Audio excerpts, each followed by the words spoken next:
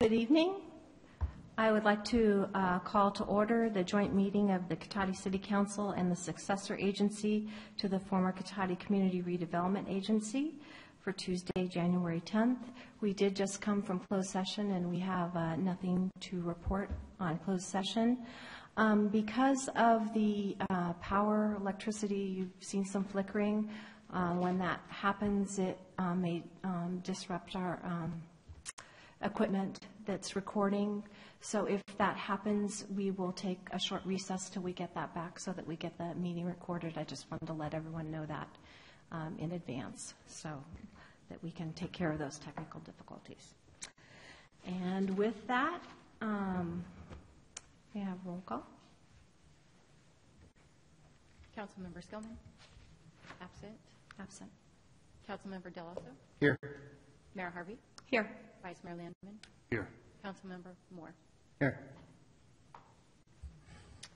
Okay, with that, I would like to see if there are any public comments on the Pledge of Allegiance. Yes, George? Thank you, Madam Mayor. Congratulations on being the mayor here. Normally there was a passing of the hat on the mayor.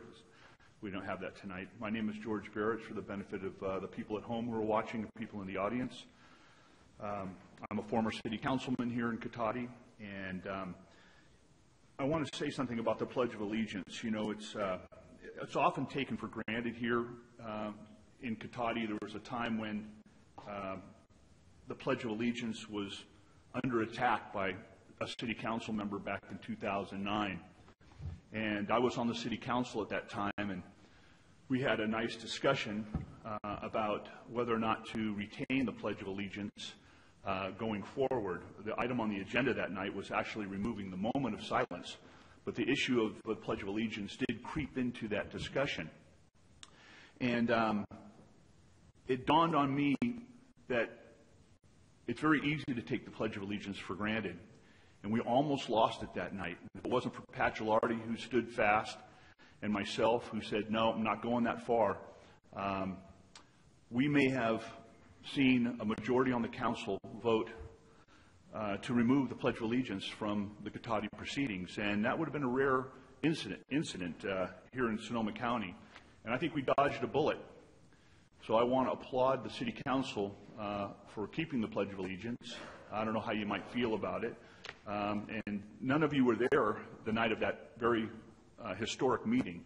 But I think from time to time it's proper to bring up the fact that we went through that time in our history, and thankfully we still have the pledge.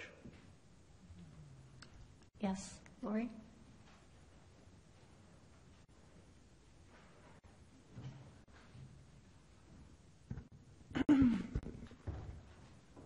I would like to commend you for actually following the Brown Act and allowing public comment on the Pledge of Allegiance. You have not allowed it in over a year. You've been in violation of the Brown Act, and you know it. And I hope if you continue to, this public knows about these Brown Act violations, and if you continue to do it, we'll face injunctions from various people and state level actions. Thank you. Bye. Any other comments on the Pledge of Allegiance? Seeing none, I will close public comment on that. And George, would you mind leading us in the Pledge of Allegiance?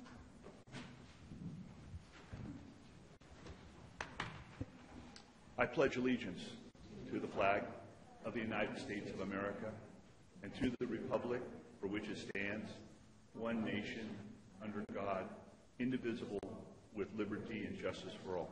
Thank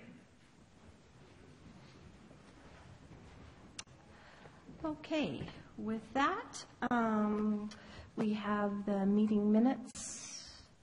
Do I have a motion? Move to approve. Second. All in favor? Aye. We have 4 with 1 absence. Okay. Then we have announcements. The City of Cotati has special open office hours on Monday evenings from 5 p.m. to 7 p.m. by appointment in the Community Development Department of City Hall as part of its Cotati Open for Business program. This program provides personalized assistance and information to developers, current Cotati business owners, and those interested in starting a new business in the City of Cotati. The Rohnert Park Cotati Regional Library hosts events for all ages, including art exhibits, book clubs, and children's programs. All events are free and open to the public. For more information, call the library at 584-9121 or visit the library at www.sonomalibrary.org. The Cotati Historical Society Museum is open regularly the second Tuesday of each month from 5 to 7 p.m., Saturdays from 1 to 4, and by appointment. For more information, call 707-794-0305. Citizens interested in receiving the City of Cotati community alerts via text or email are encouraged to sign up at nixle.com. And lastly, the city offers a variety of recreational programs for all ages. See details on the web at cotaticity.org. And can we look to have the approval of the final agenda? Are there any changes? No changes. Okay, there are no changes. Is there any public comment on that? Seeing on the approval of the final agenda? Okay. Seeing none, I will close public comment on that. And now we will move to citizens' business and public comment for the consent calendar items.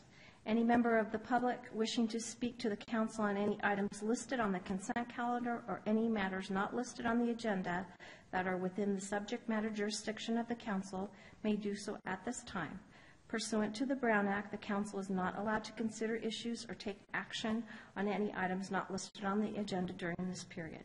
Pursuant to the City Council Policy 2016-1, comments of any member of the public are normally restricted to a total of 3 minutes in length per person for matters not on the agenda and a total of 3 minutes per person in length for any and all items on the consent calendar.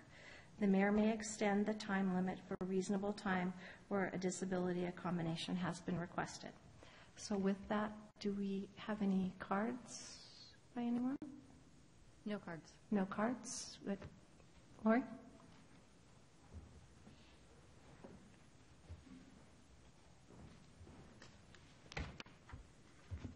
The first, I'm going to do public comment on, because citizens' business, and then I'll have the Consent. calendar. Yeah, okay. Okay.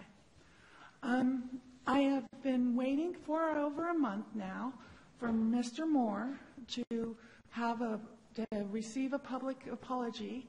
He sent an email, very degrading, very wrong, completely wrongdoing, and on the city's email to me at my personal address. You all know this. You have refused to even acknowledge that this email was sent or any of your behaviors towards me during the last year. I demand a full apology by Mr. Councilman Moore for his disgraceful behavior, and that it was against the ethics policy of the city, and he needs to own up to it and be a man about it. The other thing, this is part of citizens' comment. You guys are pulling the same crap you did last year with the Citizens Oversight Committee of Measure G. There is on the headlines of the city website, it's last year's report that is up. There is no notice in the headlines of tomorrow's meeting. You have to know, the public has to know that you go to the agenda packet to find the new Measure G report that was only published 5 days ago. It's a carbon copy of last year's, pretty much, and it even has a graphic that was told by the League of California Cities to be incorrect. You receive almost 2% of the 9.25%, and you misrepresent yourself as receiving 1%. That is incorrect. You get, out of the 7.5 state basic rate, you receive another 1%. And it was corrected in your financial reports, that graphic, after I brought this up, and it's back in the Measure G report. This is being set up so that the citizens, you can do whatever you want with Measure G as you have. You don't want public comment. You don't want people to see this, or you wouldn't make people jump through hoops, impossible hoops, to give public comment on it. And I've repeatedly said you should cancel the meeting, and it's still there. Okay, that's the hard one. Okay, the other one is the marijuana.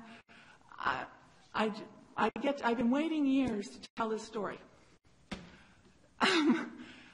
When I was 7 years old, the city police chief and the city manager, they were smoking pot. They took pot from the evidence room, and they were smoking it here in the council chambers. I was 7 years old. Channel 7, on my blue Schwinn bike, has me coming in front of City Hall, and the Channel 7 opens the doors and goes, the title was something like, Cotati seems like your average normal place, but open up the City Hall chambers and you know what happened. It's not a typical city. This is very true. I've been waiting to tell this story because for 40-something years. And so marijuana has been part of our history, and you have to remember the history of this town. I'm going to be here forever. I'm going to inherit the house. People like me have been 45 years living in this town. We are not leaving. You need to represent us and what we want. So I've been waiting to tell my marijuana story anyway, too, because I think people forget about it. I'm the person who knows the history of Cotati. Thank you. Thank you for your comments. Anyone else? Citizen? Yes, George? Well, that's a hard act to follow. For the benefit of the public and the City Council, I just want to remind everyone that I was the only private citizen who attended our last City Council meeting. And as contentious as it was, the topic of our homeless in Cotati, people that are on the street without the shelter of an automobile or a van or anything, they're walking the streets. We were entering into the very coldest time of the year. And I brought up the fact that the City Council had no policy and took no initiative to do anything about those folks. It was at that time Mayor Moore turned to me and said, Mr. Barrett, call me the next time you see any homeless in Cotati, end quote. I was flabbergasted. Mr. Moore, what is your phone number? You want me to call you when I see homeless out on the street freezing? What is your phone number? What is your cell phone number? Why don't you provide that to the public?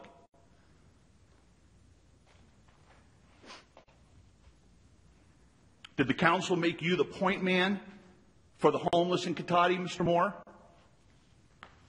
Who in the hell do you think you are to hijack this process, take it away from the rest of the City Council members, to dictate that the citizens call you when they see some homeless person in Cotati in need of assistance?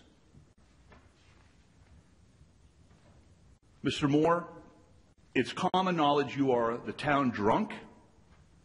You have been convicted by a court of law of being drunken in public.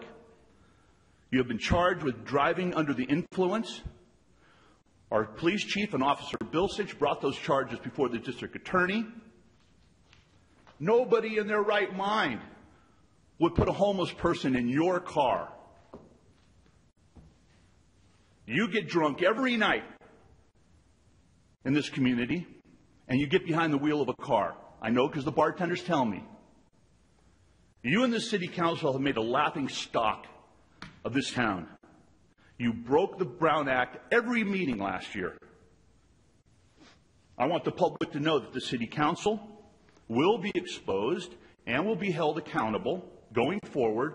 Your long-winded, pontificating, blowhard statements that go on forever and ever have been useless, have been boring. You're just holding Cotati back. You invite unwanted litigation to the city, and you've been shaming our town. You've been an embarrassment, Mr. Moore. Shame on you. Thank you for your comments. Any other public comment? Citizens' business, consent item? Tony? Good evening, Mayor Harvey, Vice Mayor Landman, members of the City Council. My name is Tony Giraldi. I'm the General Operations Manager for Sonoma County Airport Express, which happens to be the primary sponsor of the Miss Sonoma County Scholarship Program. I'm also the Secretary and the Treasurer of this incredible organization that is available for young women here in Sonoma County. I'd like to personally invite our members of the Council to our 71st Miss Sonoma County competition on Saturday, March 4th, 7 p.m. at the Spreckles Performing Arts Center in Runner Park. We'd love to have you in attendance. You'll be joining probably 20-something, 20, 30, close to 30 elected officials from throughout Sonoma County, and we'll definitely we'll acknowledge you being there in the audience. At that evening, we've got a distinguished panel of judges selecting our 71st Miss Sonoma County as well as our 5th Miss Sonoma County's Outstanding Teen. The ladies that are awarded the titles, they'll be spending a year of service throughout Sonoma County, making appearances, everything from ribbon cuttings to groundbreakings to appearing in parades, many community events. Just a week ago, on the front page of the Press Democrat, above the fold was a photo of our Miss Sonoma County and our Miss Sonoma County's Outstanding Teen delivering a gift basket to the first baby born in Sonoma County. So it's an appearance that they really enjoy making every year. And also, they'll be, in June, they'll be representing Sonoma County at the Miss California's Outstanding Teen competition in Fresno. And, yeah, Fresno in June. It's a little warm, but everyone makes the best of it. And who knows, our next Miss Sonoma County, she might become Miss California and then represent all of us at the Miss America competition. And also for our teen, become Miss California's Outstanding Teen, and then Miss America's Outstanding Teen. So I mentioned the March 4th competition. We're going to have Miss California there. Our judging panel consists of Supervisor David Rabbit, your supervisor here locally, our State Senator Bill Dodd, Dr. Frank Chong from San Jose Junior College. We've got a former Mrs. America. We have a couple other really notable individuals. We'd love to have you there. Thank you for your support. I know a number of you have been practice judges. You've assisted with the program, and you've been very supportive. And I thank you. Again, March 4th, 7 p.m. We'd love to have you there. So. Thank you. Thank you for your comments. Yes. Hello. For those of you who do not know me, I'm Siobhan Hoff, and I'm your Miss Sonoma County's Outstanding Teen for 2016. And I'd like to personally thank you, Mr. John Moore, for your service as mayor and council member, along with the rest of the council members. You've done a great job in Cotati, and I really appreciate that. I am a senior at Rancho Cotati High School, and I have had the opportunity to go to Miss California this past year, which has been an amazing experience, being able to meet some fantastic, distinguished young women that I hope you are looking forward to being able to see these young women perform on stage and really get to know them as people and what they can do in the community. One of my favorite appearances, being that we do have quite a few appearances being a title holder in Sonoma County, Cotati Kids Day is probably one of my favorites. the giant snake I got to hold was pretty cool. I also got to be an MC for the Star Kids production, what is actually run by a former Miss Sonoma County, Ashley Kimball, very amazing young woman. And so if you are not familiar with the Miss Sonoma County and Miss Sonoma County Outstanding Teen production and competition, it has 5 different components, which is talent, on-stage question/evening gown, physical fitness, and then interview. With interview, if for you knowing, being practice judges, it's very important, and you really get to know the young ladies, and you get to learn about their platforms, which is something that they involve themselves in the community. For example, mine is bringing awareness to cystic fibrosis. Cystic fibrosis being a genetic disorder that causes severe damage to the lungs, pancreas, and digestive system. And with my involvement, I've been able to reach out to different communities and different people who my father, who actually had cystic fibrosis, had known and was able to be a part of that community and make a difference. And it's helped me reach out being in this program. And I'd like to thank you for your time and allowing me to speak, and I hope to see you at the pageant. And Hannah, my Miss Sonoma County, and I have a memory book that we're making, and I was wondering if we could take a picture, or I could take a picture with you for the memory book, if that's okay to wrap up. Yes. Thank you. Should we do that? Yeah, we'll come down. We're going to take pictures.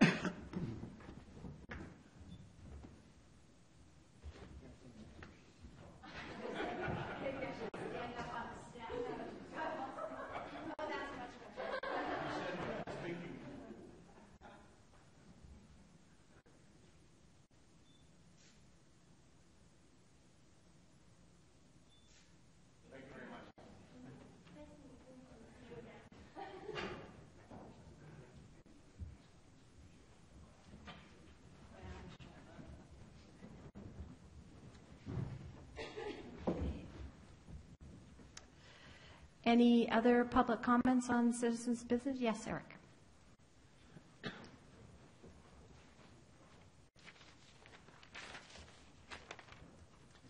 Good evening. Some things just don't seem to go away. I was advised by city staff that they don't go downtown very often.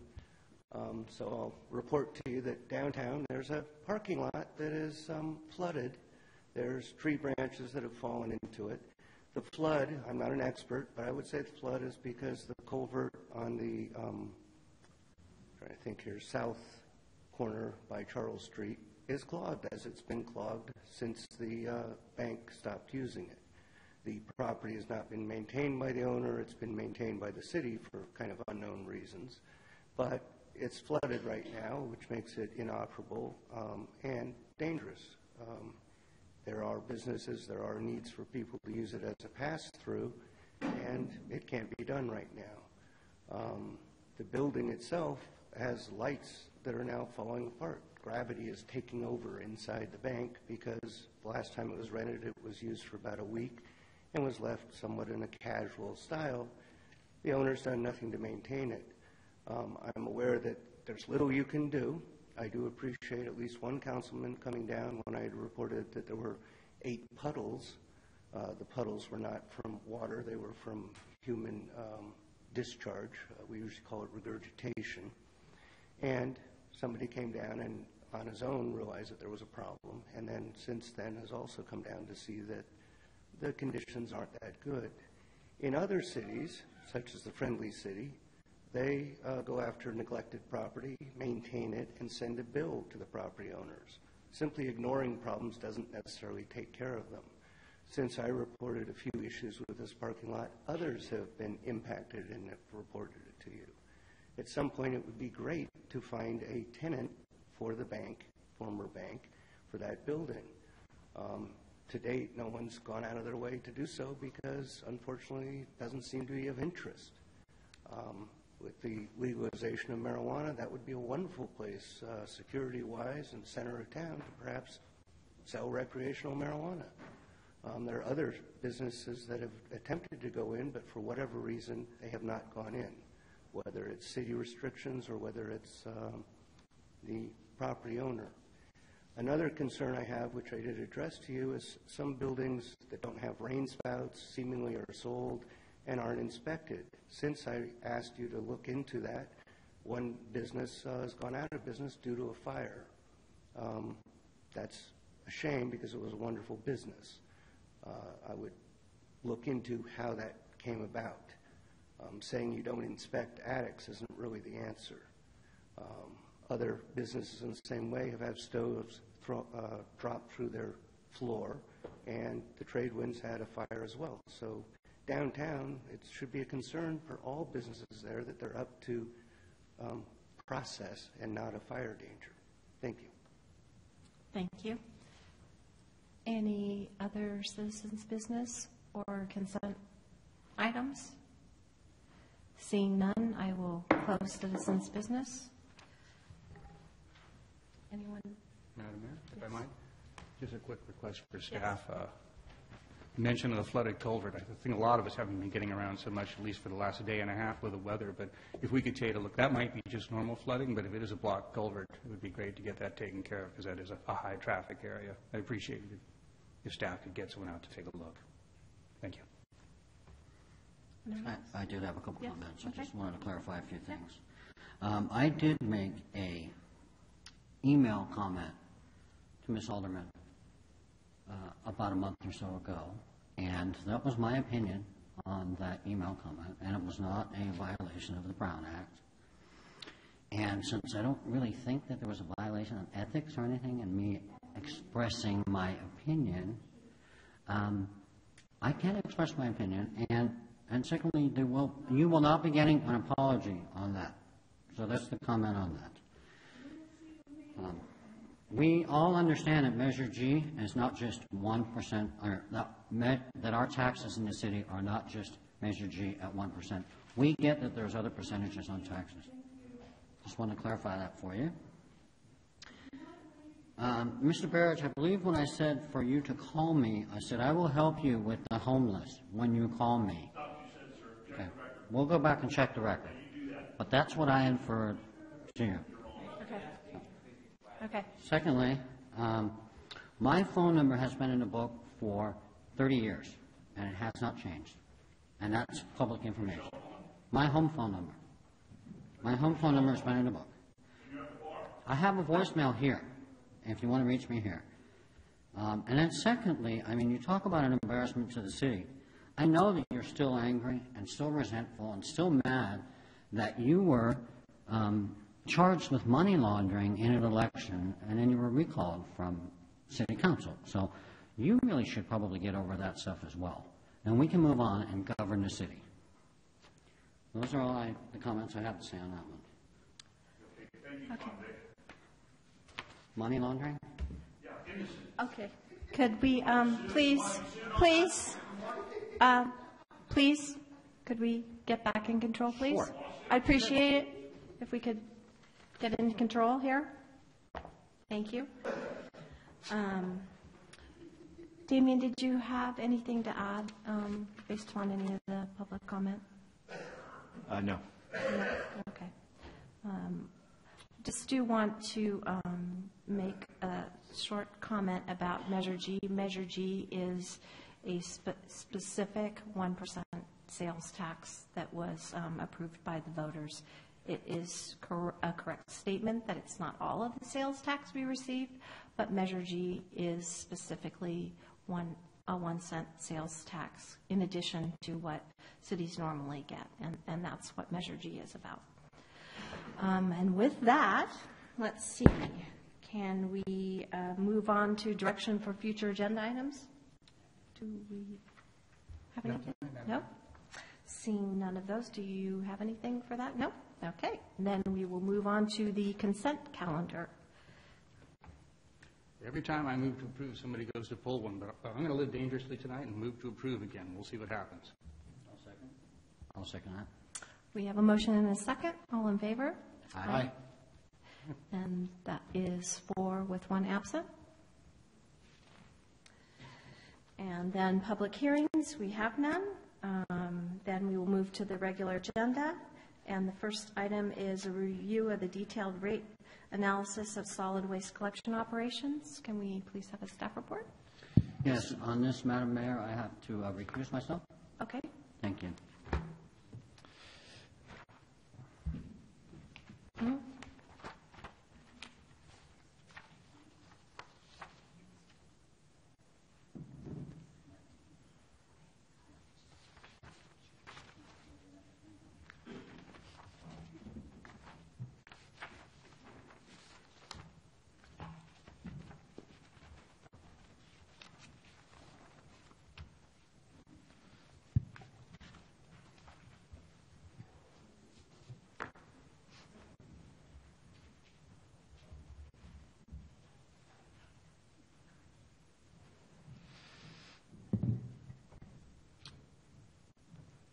Thank you. All right, so, Ready? yeah, thank you, Mayor, members of the council. So this item is a review of the detailed rate analysis of the solid waste collection operations done by R3 on the city's behalf. And the city entered into what is known as a franchise agreement with Redwood Empire Disposal on April 9th, 2013 for a term of 10 years to perform solid waste, otherwise known as garbage, collection and related educational and waste diversion activities. The implementation of the rate provisions in the agreement were delayed pending the outcome of a challenge to the agreement. The challenge was later dismissed by the court, and then following its dismissal on October 30th, 2015, Redwood Empire Disposal submitted a request to start the rate adjustment process, which is what's it's one of the documents attached to the R3 report. This request stated that there was a revenue shortfall of about $400,000 per year, and in accordance with Section 6.3 in Exhibit L of our franchise agreement, the city initiated a detailed rate review with R3 to closely review the proposed rate request, including a detailed review of RED's accounting. And the final detailed rate review report by R3 is attached to the staff report. And so with that introduction, I also wanted to introduce a couple people that are here tonight. We have William Schoen from R3 there, who will come up here briefly and give a report on the rate analysis report. And then we also have some representatives from Redwood Empire Disposal in the back row. So they're also available to answer questions if you have any as the discussion goes on. So, William, please go ahead. Good evening, Madam Mayor, council members. I'm William Schoen. I'm a principal with R3, and I manage the rate review that we conducted for the city. What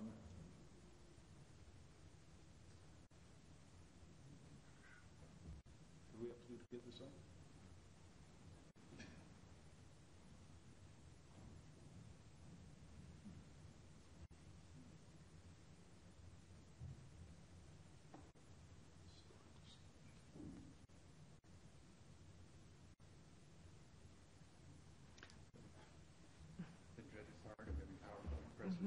Oh, almost. What I'd like to do is just give a brief presentation, and I'd be happy to answer any questions you have. I can cover briefly the background, go over our methodology for the rate review, our recommended rate adjustment or calculated rate adjustment, and then provide a brief rate comparison of the city's rates to rates in neighboring jurisdictions so you can see where your current rates stand and where your rates would stand if the full rate adjustment were put in place. Then talk just very briefly about the city's option to conduct a performance review, which is something you may wish to consider either independent or part of the rate adjustment process. And then I'd be happy to answer any questions that you have. So quickly, in terms of background, the current franchise agreement was executed in 2013. It expires in 2023, so you've got about a little more than 6 years left on the contract. Section 6.3 of the agreement provides contractor with the option to apply for a detailed rate review, which they did. The contractor bears the burden of justifying to the city's satisfaction that is entitled to the rate adjustment that's calculated as a result of the detailed rate review. And then finally, it's up to the council's sole discretion as to whether or not it wants to grant some or all of the requested rate adjustment. So it's purely discretionary on your behalf in terms of how you want to proceed. In terms of the methodology, the contractor requested a rate adjustment of 26.8%. Our review included, but was not limited to, assessing the reasonableness of the contractor's revenue and expense allocations to the franchise agreement. It's part of a larger company, so there are shared expenses that are allocated to the different franchises, including the cities. We reviewed the reasonableness of the forecasted and revenues and expenses that supported their calculated rate adjustment. We also reviewed the reasonableness of related party expenses. Again, certain of the company's expenses are from its parent company, and they allocate certain of those expenses to each of its different franchises. So we reviewed each of those related parties' expenses. We also identified and removed any non-allowable expenses. And then finally, we reviewed the accuracy of the contractor's calculated rate adjustment, including its profit calculation, which is specified in the franchise agreement. In terms of the process that we used to conduct the rate adjustment, we started by tying the contractor's rate application revenues and expenses to its audited financial statement. So that was the starting point for their review and their projections. We then identified and evaluated the basis for and the reasonableness of each projected revenue and expense item. So the company took its actual revenues and expenses from its most recent financial statement and then made projections going forward as to what those revenues and expenses would be for the current year, which formed the basis for the rate calculation. And we went in and looked at the reasonableness of each of those revenue and expense adjustments. And that included identifying expenses for which the agreement establishes specific amounts, management fees and site rent. As an example, the dollar amounts that are allowed are specifically identified in the rate in the franchise agreements. We made sure that those expenses did not exceed the allowable specified expenses. We assured that non-allowable expenses were removed from the rate adjustment. Some of those include contributions, income taxes, and fines and penalties, so they're not allowed expenses. So we made sure that the company's projections did not include any of those expenses. We also reviewed the supporting basis and the reasonableness of all related party expenses. Again, expenses that were charged from its parent company to make sure they were reasonable and appropriate. Again, the contractor requested a 26.8% rate increase. Our review found that the methodology that they used to calculate its requested rate adjustment was reasonable, logical, and mathematically accurate. We did, however, identify a number of adjustments to the projected revenues and expenses that resulted in a net decrease of about $24,000 in the total calculated revenue requirement. That reduced the rate increase from the 26.8% to 25%.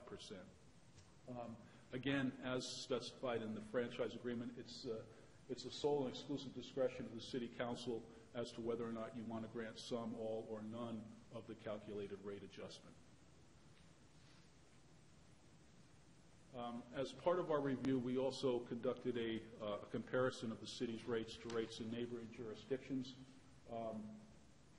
Real quickly, North Bay's corporation's rates have historically been low relative to the rates in other neighboring counties. The rates in Sonoma counties have been very low compared to the Bay Area. Santa Rosa and Windsor are currently conducting competitive procurements, and in all likelihood, the rates are going to increase and potentially significantly. That would bring those rates more in line with what we're seeing in the Bay Area. Again, the city and other jurisdictions in Sonoma County have historically benefited from extremely low rates, but the trend is changing, and with the procurements that are going on now, we expect to see the rates come closer to the averages that we've been seeing historically in the Bay Area. Just quickly, in terms of rate comparisons, it's looking at rates and comparing rates. Obviously, is always something jurisdictions want to look at, but you have to take those to some extent with a grain of salt, because there can be significant differences between the basis for those rates, including programs and services. So there may be different programs and services in one jurisdiction versus another. There may also be differences in fees and charges, franchise fee amounts, vehicle impact fees, other things like that. Often there's also commercial rate subsidies, where the commercial rates are higher than the total expenses for the commercial sector, which allows the residential rates to be lower. and there may be differences in those subsidies between jurisdictions that are obviously going to impact the comparison of both the residential and commercial rates. And then finally, when you're looking at rates, it's important to understand where your accounts in your jurisdiction stand in terms of the percentage of accounts that have subscribed to the different service levels. And briefly, you have 20, 30, 60, and 90-gallon service levels. About 15% of the residents subscribe to the 20-gallon service level, the lowest volume. 64% subscribe to the 32-gallon service, so that's far and away the largest service level that's subscribed to. 18% subscribe to 68 and 3% to 95. So you can see that the majority of the accounts in the city are at the lower service levels of 32 and 20 gallons. I'm going to skip over that slide real quick.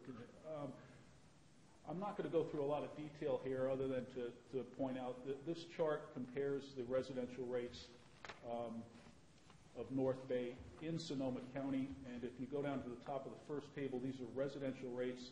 If you look at the Cotati rate in green and then right below that versus the average, the current rate, so this is prior to any rate adjustment that you might allow, the 20-gallon rate is 20% lower in Cotati than the average in the other jurisdictions serviced by North Bay. The 32-gallon rate is 29% lower. The 68-gallon rate is 17% higher, as is the 95-gallon rate.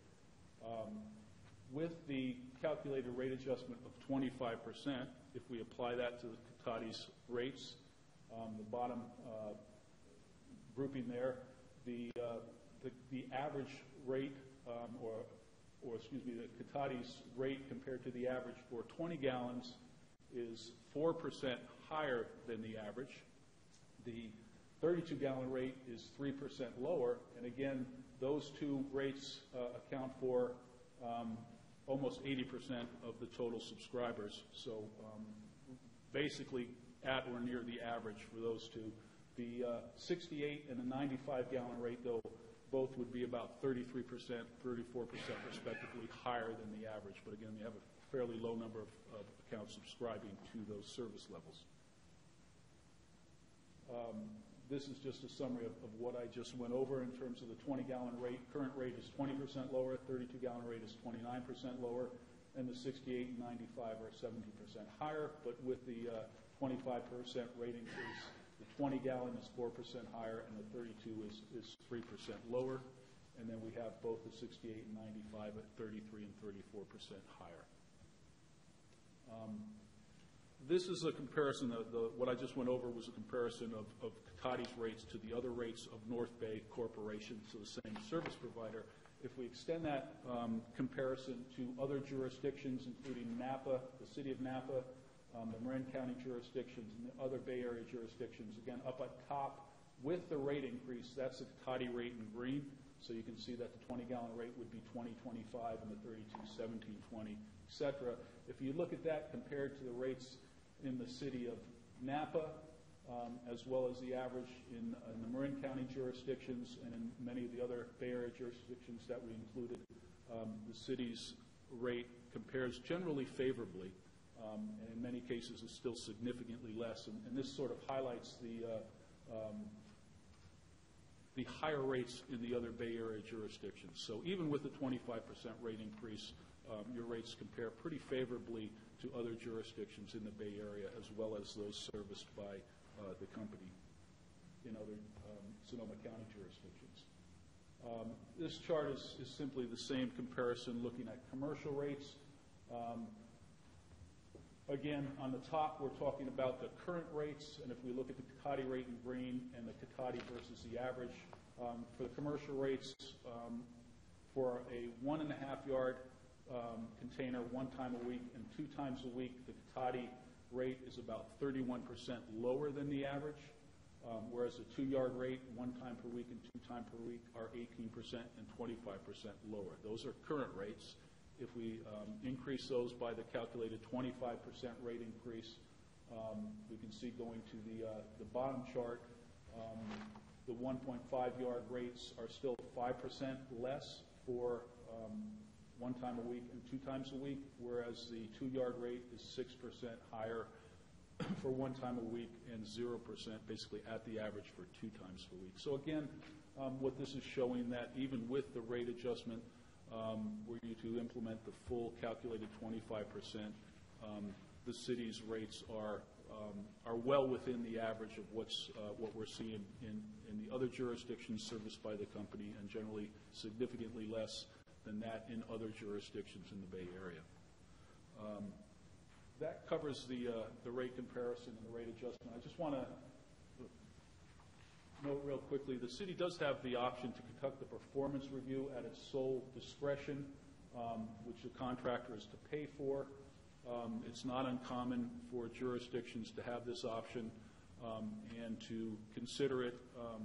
Again, you've got about more than 6 years in your contract, so it's not a bad idea to see how the company is doing and make sure that if any deficiencies are identified, that those are corrected going forward over the remaining 6 years. And it's also something that you could potentially consider as part of this rate adjustment, whether you look at their performance as well as part of that consideration.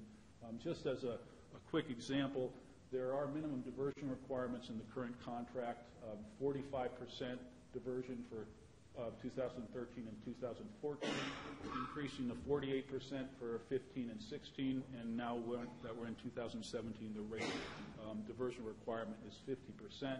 There's a $10,000 liquidated damages for failure to meet the minimum diversion requirements, and with the company's reported diversion for 13 and 14, they did not meet those, so there is an issue.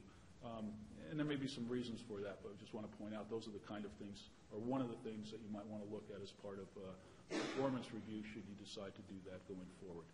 And with that, I'd be happy to answer any questions you have about our rate adjustment. Yes, Councilmember Lamb, or Vice Mayor Lamb. Sorry. Thank you, Mayor Harvey. Thank you, Mr. Shun. A lot of information about garbage cans, lots of different rates.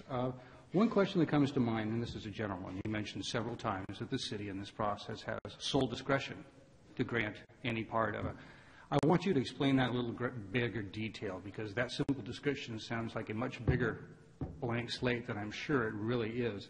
And I guess the question, what I wanted to tie into, is that only tied to the reasonableness of the costs and allowable costs that they've done as you've looked into, or does that also include contractual performance and fulfillment of all targets as part of that assessment? Or is that outside the purview? For example, if we asked for a detailed performance review and we found some issues, is that something that can enter into the calculation legally by this contract that we have of that determination about this rate setting? Sure. Well, we're not lawyers, so we defer to the council, but the way we interpret that is if you decided to grant the company a rate increase, a calculated rate increase of 25%, that's certainly within your purview. But if you decided to give them nothing, you could also do that.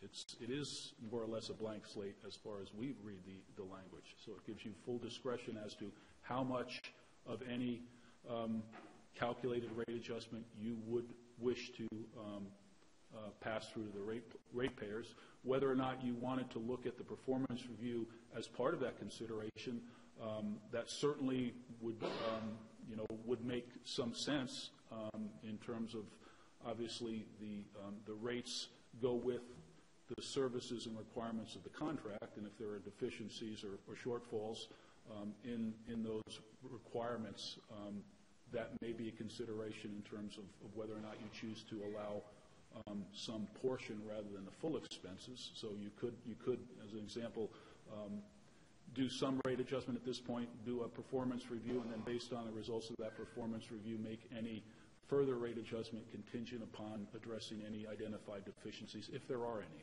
So again, the way we read it, it's your full discretion as to whether or not you want to grant any rate increase at this point, based on your discretion, without any requirements beyond your determination of what you think you want to do.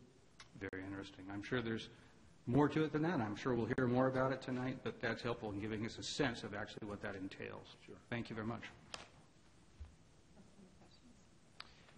Yeah, I think actually I think my questions are geared more towards the representatives from Redwood Empire Disposal. I understand the process you went through and what you've shown here, I mean, the numbers make sense at some level. So I completely understand that, so I really don't have any questions for him. I have a couple. So one is along the same lines with the performance review. Is that something that typically cities will do when they're looking to increase the rates? Is that a best practice, if you will? Yes, it's more common at the start or end of a franchise agreement. So obviously, and you entered into a new franchise agreement recently with new terms and conditions. Once that gets put in place, it certainly makes sense to see early on in the contract that the company is complying with the requirements so that moving forward, they're in full compliance. And then often jurisdictions will do another review towards the end of the term of the agreement, particularly if they're looking at possibly extending the agreement to make sure that, again, prior to that extension, the contractor is doing all the things that are required. But certainly it can be used or to support determination of a rate adjustment, particularly in your case, where the contract gives you the sole discretion as to how much of that you want to pass through to the ratepayers, and it certainly seems like a reasonable basis or reference point for making that determination in terms of their compliance with all their terms and conditions.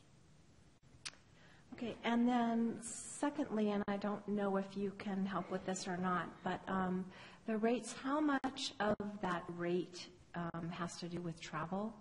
Since our proximity is closer to the landfill than all the rest of the cities that are listed in here.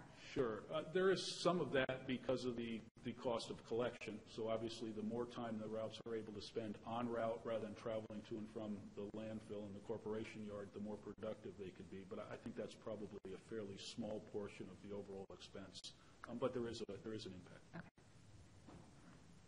So basically the pieces to that is that it keeps them on the route longer rather than traveling. Correct. And then the additional travel, there's additional fuel cost and such for the distance. Okay. And would it be typical, would you say, to consider a performance review because, as you pointed out, the diversion is not being met? Is that a typical, I don't want to say red flag, but a kind of something that would highlight you to possibly want to look at that? Well, we would, it is in the contract, and we suggest that you exercise that option early on in a new agreement to make sure that everything is moving forward and they're doing everything that's required, rather than wait till the end of the contract and you find out they've been in non-compliance with some things early on. So I think it's certainly I think a prudent thing to do from our standpoint, and it gives you additional information in terms of how you might want to proceed with the rate adjustment. Okay. All right. One more question? Yeah. I timed that perfectly then. Thank you, Madam Mayor. Yeah, you brought it up actually with your question. Thank you. Talking about diversion, I actually would like to ask, I'm looking at the various costs that are included in here in the contract, that are fair costs and reasonable costs to be passed forward when they increase for the party, for the contractor. One thing I don't really see if it fits in here is, one thing we're aware of is there's been a tremendous change in the world of recycling globally in that market, and we're aware of that. I'm sure our colleagues at RED are even more aware than we are of it, and that's probably a lot of the issue we're dealing with. But what I don't see as I look at this, those changes in that market aren't really part of the contract, are they in any way? They're not tied in any way that I don't see here. I mean, I see dump fees, I see things like that, but I don't see anything to do with changes in the market.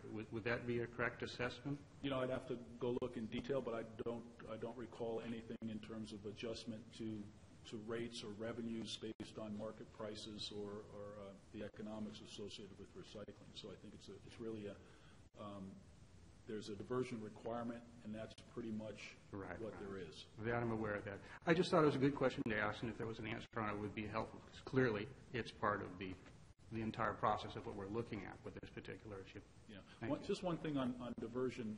With the drought in particular, green waste has been such a big portion of diversion in most jurisdictions, and we've seen that go down significantly in many jurisdictions. So the fact that the company doesn't appear to have met their minimum diversion requirements. They're not the only company. We've seen that, and to some extent, Green Waste has had a fairly significant impact on diversion that companies have achieved. Green waste is another issue that's had some bumps in this county recently. Yes, correct. Yeah, thank you. Okay. I have just one quick thing to add before you go on, and it's to build on the question about the council's discretion on how much of the rate increase to grant. So embedded within that requested rate change is the CPI increases that are also part of the contract. And with all the stuff that happened after the franchise agreement was signed, there were no CPI adjustments. But had they happened kind of on as scheduled or as allowed under the contract, it was around 7% or so. Yeah, I believe so. Is where they would have been, 7% more than they are now. So is that in addition to the 25 or included in the? It's included. I mean, it's embedded in that. Okay, embedded. I encourage that. Well, it just threw me. I just wanted to point it out, it's embedded in that overall number, Okay. but it just never, the actual allowable.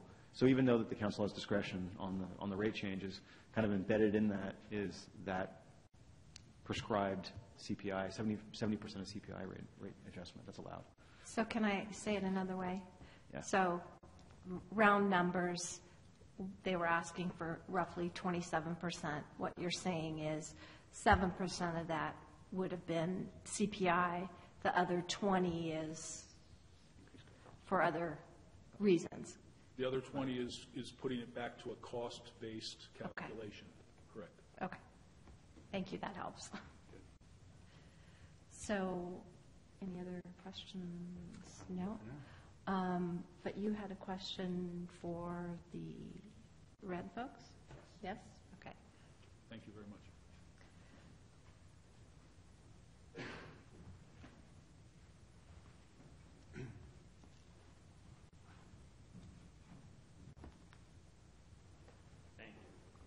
Good evening, Mayor, members of the council. My name is Rick Powell, and I'm the general manager of Redwood Empire Disposal in the Ratto Group.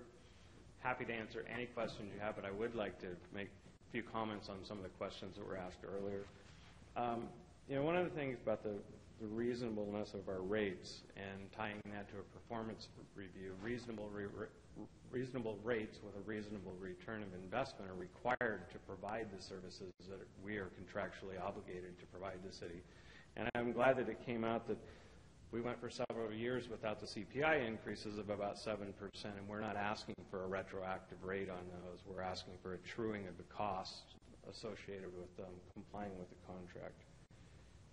In addition to, Mayor, you asked about the proximity to the landfill, and then someone mentioned green waste. Well, we're not as close to landfill as we used to be anymore because we can't take green waste to landfill anymore. Now we have to take it to Sonoma Transfer Station, which is much, much farther. And rather than making 2 passes through your cities, we make 3 passes because we try to still take the refuse to central landfill. So central landfill doesn't have to pay another division of our company additional monies to haul that from a transfer station back to the landfill. And we've not got an increase for that, but we've had discussions, but we have not presented anything yet.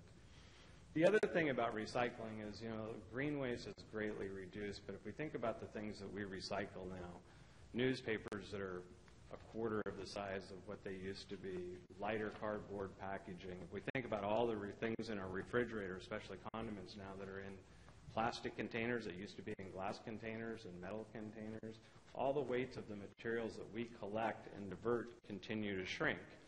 And our diversion is based solely, as I'm sure you know, is based solely on what we pick up, the total tons we pick up, what goes to landfill, what goes to diversion.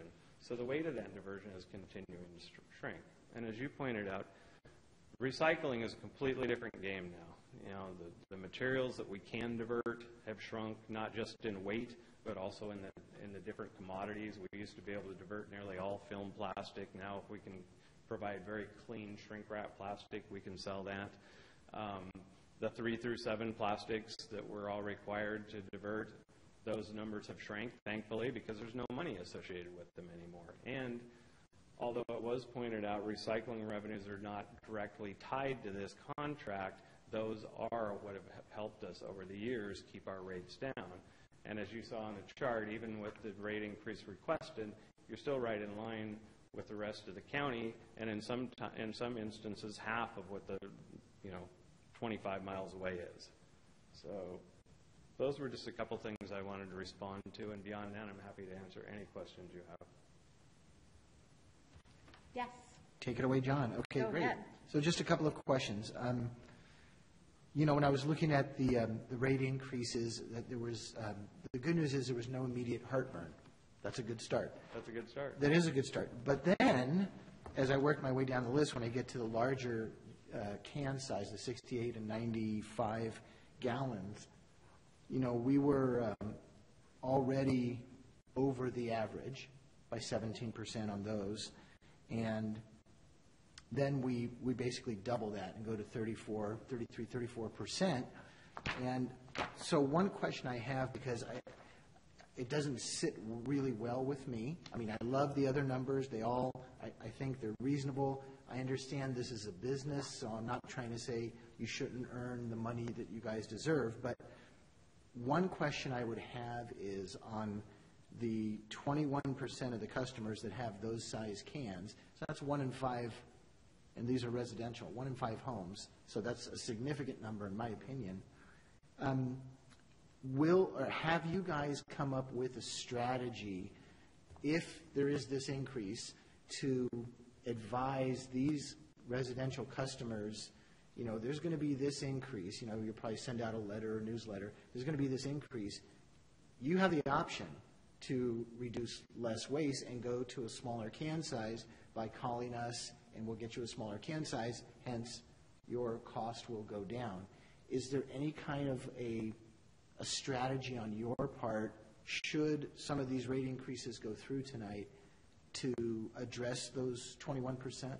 Well, a newsletter will go out announcing the new rates, and certainly part of that can be talking about diversion, things that they can do to reduce their can size.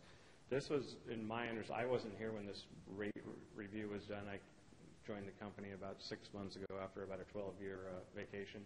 I was here from 99 to 2004. So I don't think that there was any adjustments of the rates. It was just applied across the current rate base. There's several things about rates. For a long time, everyone wanted a really low 20-gallon can rate to really promote recycling.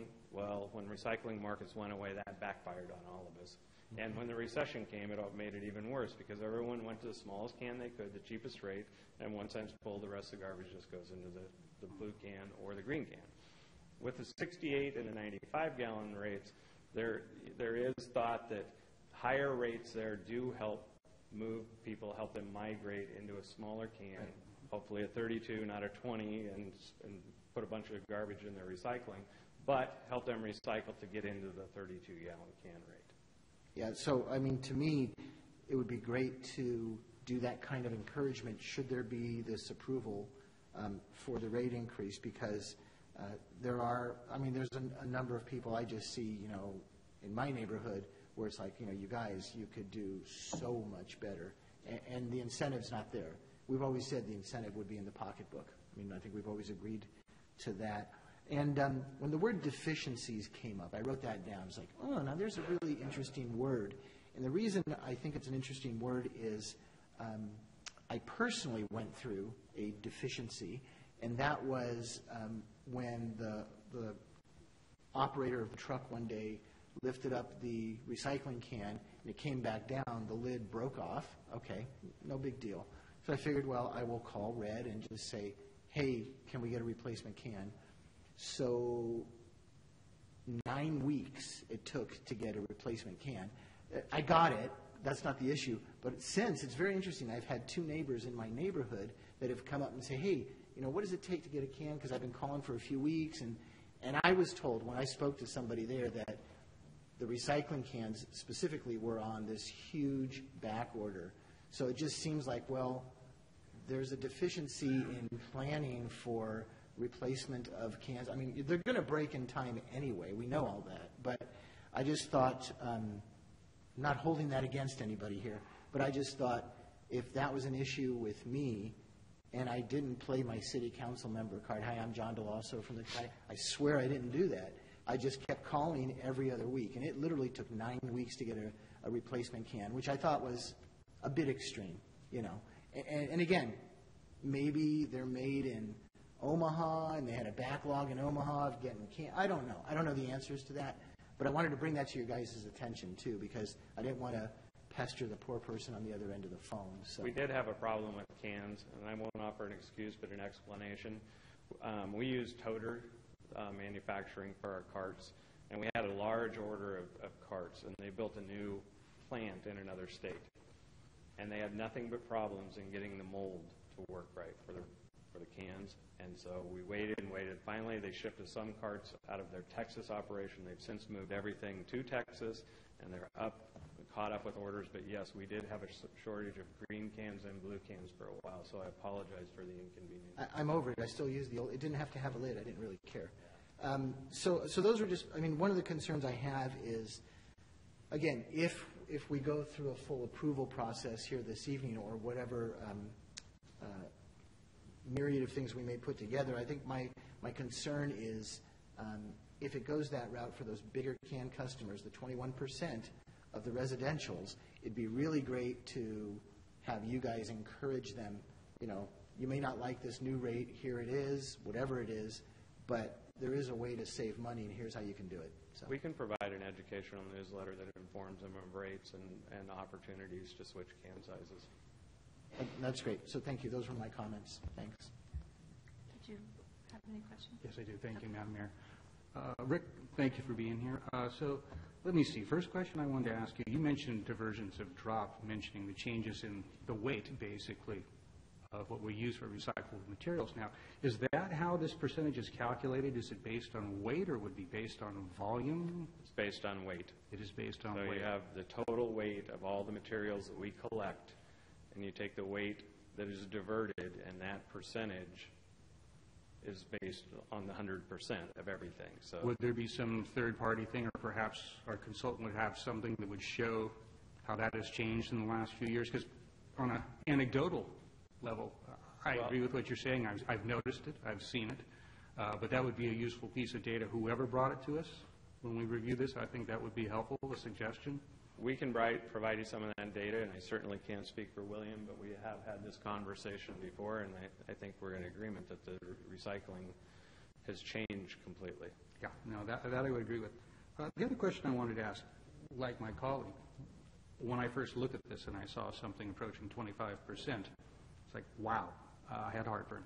But then when I actually started looking at the calculation, figuring in the CPI, figuring in the other things, and then I realized for almost 80% of our residents, that looks like $3.40-odd a month. It's like, okay, this is, we've been delayed a few years, so we're getting sticker shock all at once instead of having it gradually come as we normally would. But that's not the end of the world. Even in difficult times, that's not a difficult monthly change to the budget, hopefully, for most folks. What I wanted to ask you is if you could give me an average for that other 20% that have the larger can sizes, the 68, 95 gallon, do you have a rough idea? Of how many customers? Or no, of what sort of increase as an average they'll see in their monthly bill? No, but I think we probably have a slow. It's right here. Good, thank you. Right here. Good. Okay, that's helpful. Just leave you with this thought that, I have moved in the last few years to a 20-gallon garbage can, too. There's no garbage that we put into our recycling. We try to be careful of that, and we're able to use that. Actually, sometimes we go 2 weeks because of all the changes that have happened with composting at home and recycling. It works, and I think that's to all of our benefit to keep less stuff going into the landfills. The last thing we want to do is put that in there. We all agree on that. So bottom line, if there's some ordinance or something in the long term that helps solve that problem, that's to our local businesses' benefit and to our public's benefit. I would be supportive of that as well, too, because I see that as a very frustrating thing when we're trying to get a solution and get the lowest cost possible for all of our consumers. I see why that makes it difficult for you to keep your costs down when you keep having to deal with that. Yes, it does. Yeah. So thank you for that answer. Okay, so I guess mine is more of a process question. because I had, what did you call it? A deficiency. I see, I go out and walk a lot, and I see a large number of cans that probably should have been replaced a long time ago. So what is the process for getting those replaced, and why is, it's obvious that the drivers that are out there see that there's cans that are really broken. Well, if there is a broken can, the driver should report it and then have the can replaced. Obviously, the other way is the resident or business can call and request a replacement, and it will be replaced. So that is the process for us to do. Okay. And also, the other thing that I see quite a lot, which is really even more disturbing to me, is cans that are not in the upright position. Every week I go up my street, and there's at least 3 or 4, and they're toppled over. What, again, would be the process for assuring that doesn't? I mean, it's a danger. I agree. If a driver tips a can, sets it back down, and it tips over, he sees it, he should get out and upright it. But believe me, a lot of cans are tipped over by folks other than our drivers. But if our driver, sees a can tipped over, even if he's driving down the street coming back the other side, he should upright it. And we're, happy to have a talk with our drivers. But, in defense of the company, not all cans are tipped over by us.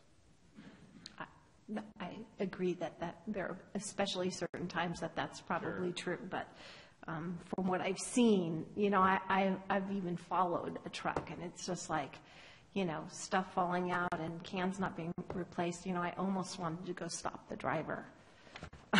But if the process is to contact the company, then that's good. That's good to know. Any other questions? No? Okay. Thank you. Thank you very much. And then I will open. Did you have a question, Damien? Not a question, but I was just gonna say that I do work with their. I'm not sure exactly what his job title is. He's a superintendent. He's very responsive, at least when I've worked with him and with customers. So I can certainly. I guess I need his cell phone number. Yeah. Well, I was going to suggest I can certainly reach out to him and express these concerns, because he's the one that directly oversees the drivers. Yeah, because in some areas, it really can be dangerous driving because you literally have to go on the other side of the street to get by, and that's not safe. Right. So that was it. So I would like to open this up for public comment. Dave?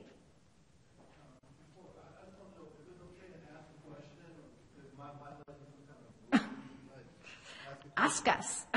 If the alarms go off, we'll know it's wrong. All right. Or the floor drops out and you go on. All right. My question is, we've got 20-gallon, 32, 68, 95. In Cotati, which is the most used? Is it 20, 32, 68, or 95? 32, it says 64% of the people. Okay, I didn't see that. Yeah, you didn't have that, yeah. Yes, sir. What's kind of frustrating, it just seems like it was just a few years ago I was paying, $27 for the 20-gallon, and now I'm paying like $42. And I hear tonight that the contractor hasn't asked for a cost of living increase for a few years now, but I remember a few years back, maybe 5 years back, where they came forward for a rate increase because gasoline prices were approaching $5 a gallon. And I remember the discussion.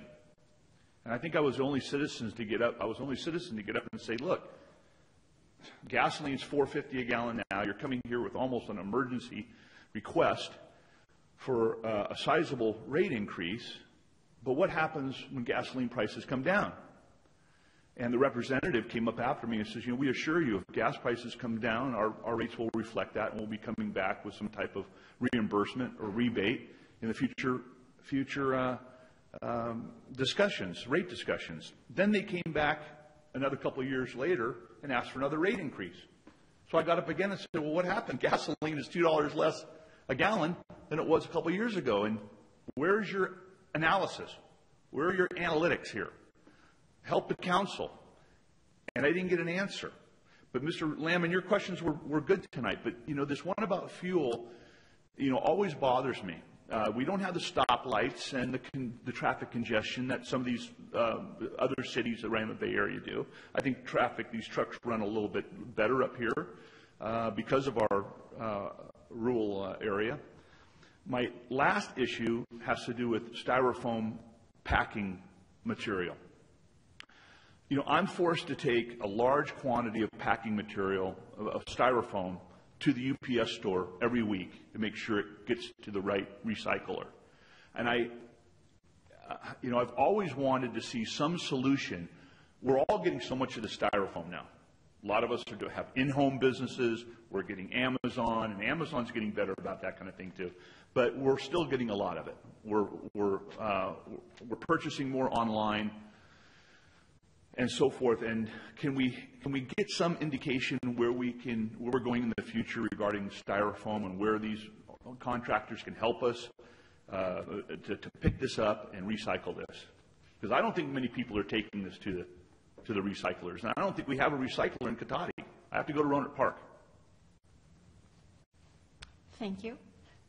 Any other public comment on this? Seeing none, I will close public comment and bring it back. Madam Mayor? Yes. Just a quick comment on public comment. Good point about an escalator for gas, because that's understandable in any endeavor. Sometimes costs go up. It's less likely to see them go down. But this particular contract and with this particular business, that was a previous contract that was renegotiated to a much lower price and evened that all out several years ago. So a fair concern, but we're past that point. If you take a look at and again, it's a complex package in here looking at this, but one thing I did note under forecast vehicle-related costs, they call out fuel as a unit rather than a percentage, and they don't tie it to cost. So that's a pretty dependable way of looking at it. If it drops, you're going to see it drop, I think is the point I'm trying to make, Mr. Barrett. So I think we're where we need to be on that, but it's a good thing to look at. As far as styrofoam, good question. I'm not sure that's actually recyclable, but I would look forward to any directions for better ways of actually dealing with that. I suspect the onus is on us for the people we work with to put the pressure on them to support the businesses, hopefully, if we can, that actually don't use that, because I have the same problem, and it is a frustrating thing. My wife deals with taking it back, and she's not happy. You want happy customers? Give us a way to deal with that. If you can find a cost-effective way to do it, it might be very good. Well, we'll see about that. Since I'm talking, I'll just wrap this up since you're looking for direction. Two thoughts. Number one, the rates, as R3 at least has put them forward, looking at the depth of the research they put into this, which I'm impressed with, seem reasonable, at least at first review. That's the first take, since you seem to be looking for direction from us. I would agree, though, that I think given just the volatility in the solid waste market, particularly with changes in recycling and what we're seeing in terms of the issues we do note, at least, with meeting the requirements for solid waste diversion, I do think that a performance review would be in order personally. I think we need to have that, so when we go back to the public and say, your rates are going up, they're fair, they're related to fair costs, and a contract is good for you, but that contract is also delivering everything promised. And I get that the outside world has made some of that difficult, but to the parts that are tied to the contract, I do think we need to try and stay focused on that. So that's the direction I'd share with staff on that. Thank you, Madam Mayor. Yes, I think I'm still comfortable with so what R3 did was great work there, but the 68 and 95 gallon rates, to me, it's not warranted to raise those rates when you're looking at, it's currently 17% above the average of all these Sonoma County cities plus Novato. And if you took Novato out, we'd be even at a higher percentage. And indeed, the 68-gallon can, there's no other city on that list in Sonoma County that is higher. I mean, only Novato is on the list. And with the 95-gallon can, I think it was just Sebastopol from what I read. So I mean, I would be in favor of all of the other increases, but I really do have hesitation with those two rates. And I know, again, being that we have this discretion, I don't know if we can sort of chop things up in strange ways, but I'm assuming we probably could. So that's kind of where I'm leaning right now. Okay.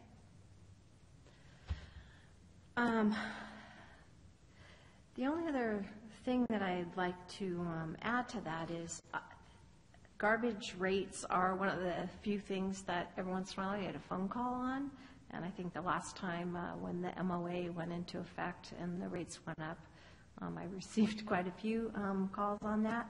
And the biggest concern with most folks generally is around the 20-gallon, and it has more to do with senior citizens and people that don't produce very much garbage. And I know, I'm assuming that there's not anything smaller than a 20-gallon can, but you know, I had a few folks call me, and very much like you pointed out, they can't even fill a 20-gallon tank in a week, and so it's really, you know, what do they do? Do I, you know, share with my neighbors? Do we, you know, have one can that's a group can, or, you know, what's a solution for me? So I would like us to look at what are our possibilities for that. I don't have a solution. I don't think there's a smaller can. I doubt there's a smaller can, but if there's a way to address that, especially for our citizens that are on fixed incomes and they don't really have that. One lady that called me, I was able to actually reduce her rate because there are some programs, I know, and she happened to be on one of the other programs, and it did give her a reduced rate. And I can't, off the top of my head, remember what that program was, but you know, she was happy because it did help her in that way. I understand that we are generally in line, and when you look at the other counties, for sure, we're low. But I think we really need to consider the different size cans and what we want to do about that. I mean, ideally, I'd like to see everybody, you know, divert. You know, we in the county would like to get to 90% diversion. It's going to be a long haul for us to get that. But as was pointed out, the composition of garbage and recyclables keeps changing. So we really need to encourage that and look for ways to do that. And I think if we keep raising people's rates based upon their garbage, it kind of sends a funny message, because it's not really clear to people that that is covering your green waste and your recyclables. You know, it's not just your garbage can. So I think we can do much better in educating folks to say that that amount is really covering what we have to do to deal with your green waste, what we have to do to deal with recycling. It's not free. And I think this sort of implies that it is free, and it's not free. And it is possible that maybe at one time, as was pointed out, maybe recycling was much more profitable. It's not that anymore. And certainly it costs money to deal with green waste. So do you guys have the direction that you need? Well, so the only actual, as you know, the only action is just accepting this R3 report tonight. But in terms of direction, what I heard for future meeting is performance review. There's concern about the larger can sizes on the residential side. So the commercial side is okay, and most people are generally concerned about the cost of the small size cans.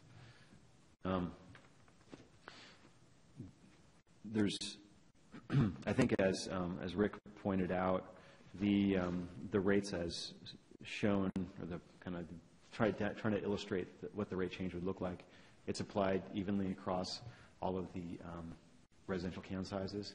And the same is true for the commercial side as well.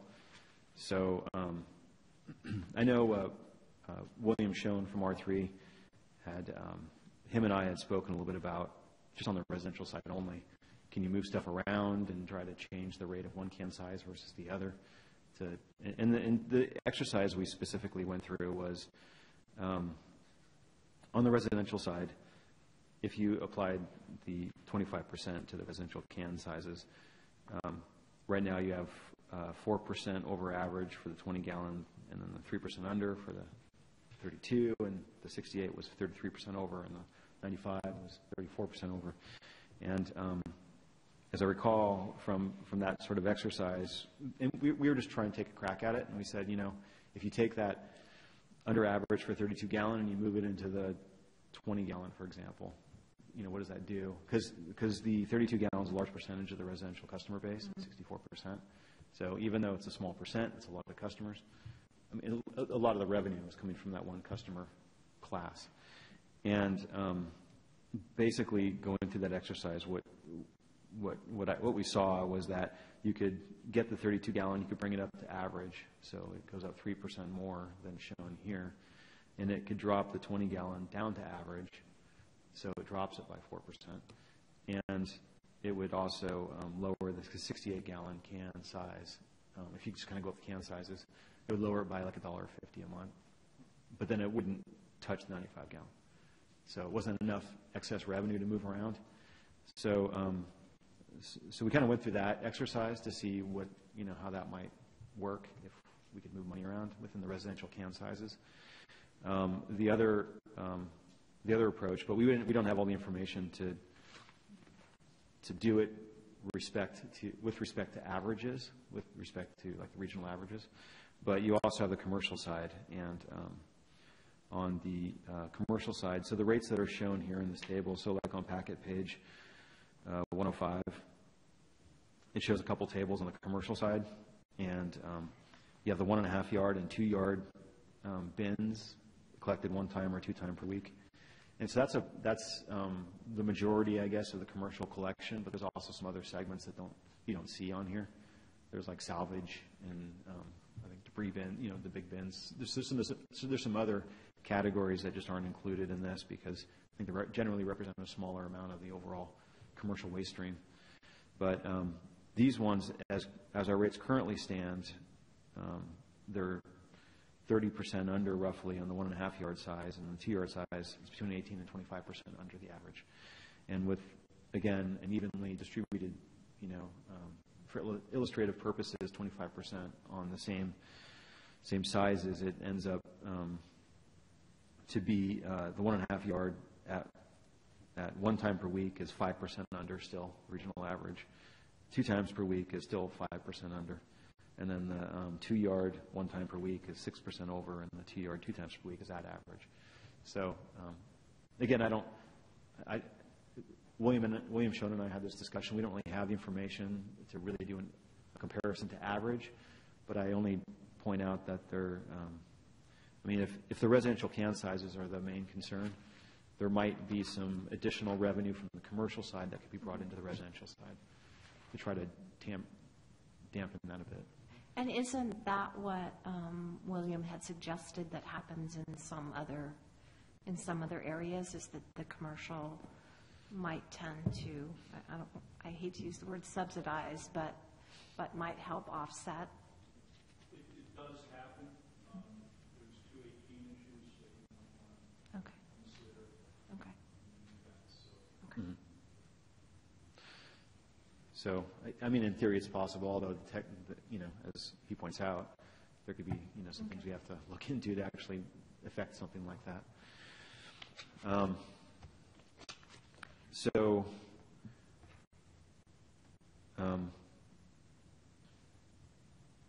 Anyway, I just throw that out there. So the next step would be. One possible next step is we could schedule a public hearing to discuss these rates,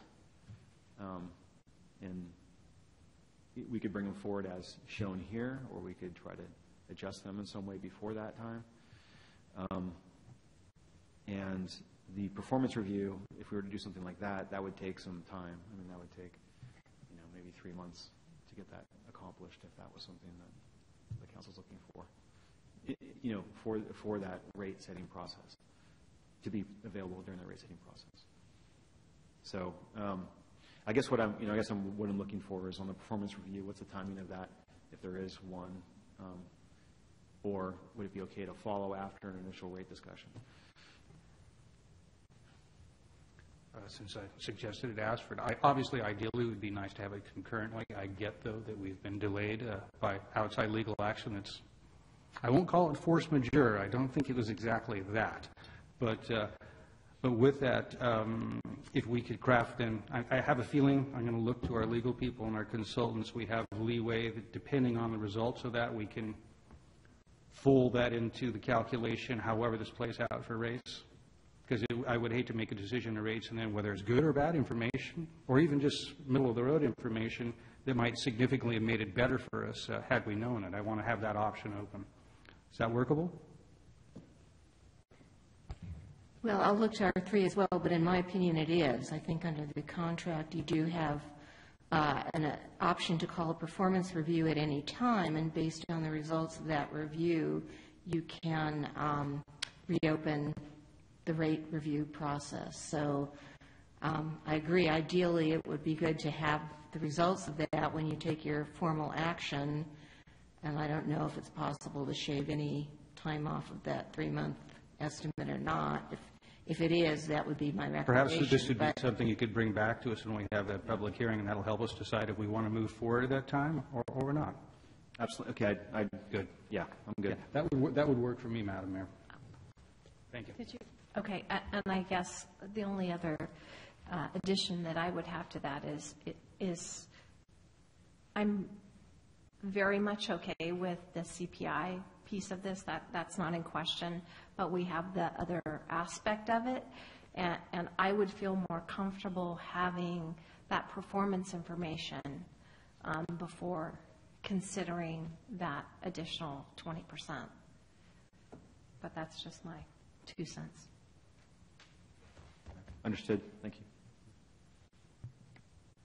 So I am going to, you need a motion, correct?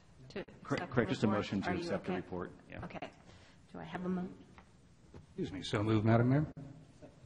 Second? Okay. All in favor? Aye. Okay. We have 3 with 1 abstention and 1 absent. Okay.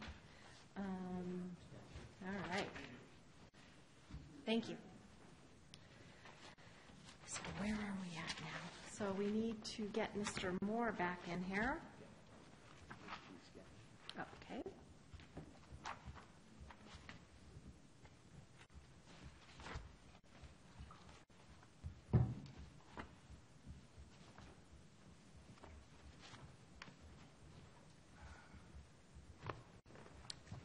Thank you.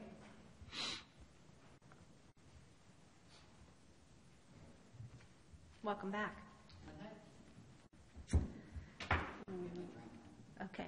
With that, we can move on to the recommendations to the Sonoma County Mayors and Council Members Association for various appointments. And do we have a staff report for that? Yes, thank you, Mayor, members of the council. So this item, as you said, is for the upcoming Mayors and Council Members Association meeting on February 9th, right here in Cotati. So the mayors will be, as part of the board, will be making appointments for vacant or soon-to-be vacant positions. And in the packet, there's a summary on packet page 142, which are all of the various vacancies, and some of them have multiple letters of interest received, and less. You guys will go through them position by position, but in some cases more potential applicants, and there's seats available. And then also I will point out that sort of on top of all of this is the seat vacated by a Marin supervisor for the California Coastal Commission. and there's a statutory time frame for them to get that seat filled again. And it kind of supersedes the timeline. And the mayors and council members is looking to have a special city selection committee meeting on the 12th in the morning to consider that one seat as a coastal commission seat. And then the others would be considered at the association board of directors meeting on February 9th. So with that, I'll just hand it back to you, Mayor, to step through the seats. Are there any questions before I open up to public comment? Nope. Well, we will close public comment on that then and bring it back. So how about we start at the top and go one by one? Does that seem reasonable to all? Yep. Okay, so the first is the Bay Area Air Quality Management District. There's one position, and we have two folks that have requested appointment. You wanna talk I about? would recommend Teresa Barrett, have her from the city of Petaluma, to not only continue doing her work, but she's done a very good job in reporting back to the group as well. I would second that. I would concur with that, yeah. Okay, so one down. It was easy. That was easy. Skip number 2. Skip, yeah, why don't we Back do to that two. one at the back? Yeah, that's what I was thinking, but okay, good. Golden Gate Bridge and Highway and Transportation, we have one position, and I believe we I'd only like got to one. keep some of the controversial stance and say all the one position ones we just automatically accept. Okay. One person, one position. Okay. I'm going to go out on a limb, but let's just do it. We okay with that? So that would be the Golden Gate Bridge, the RAN, the I'm ABAG uncomfortable Regional giving- Planning, Child Care Planning. And, That's it. okay, so now we have to jump all the way down here to the North Bay Division League of California Cities, one Can I position. back you up on one? Oh, certainly you may. It's the same person for ABAG and child care planning? Yes. Okay, and then since nobody else is running. Okay, thank you. I just hope we won't regret giving Mr. McKenzie the mighty power of the RAN, but, I believe that the last time he was mayor, he did the RAN also. and it's a once-a-year meeting. Yeah, Right. yeah. He's so- going to run with it. Okay, that's fine. So, North Bay Division, we have two candidates. So has anyone been contacted by either? I actually did get asked by Mr. Sawyer when I was talking to him. Actually bumped into him Christmas shopping, of all things. As a businessman out in Santa Rosa, so there you go.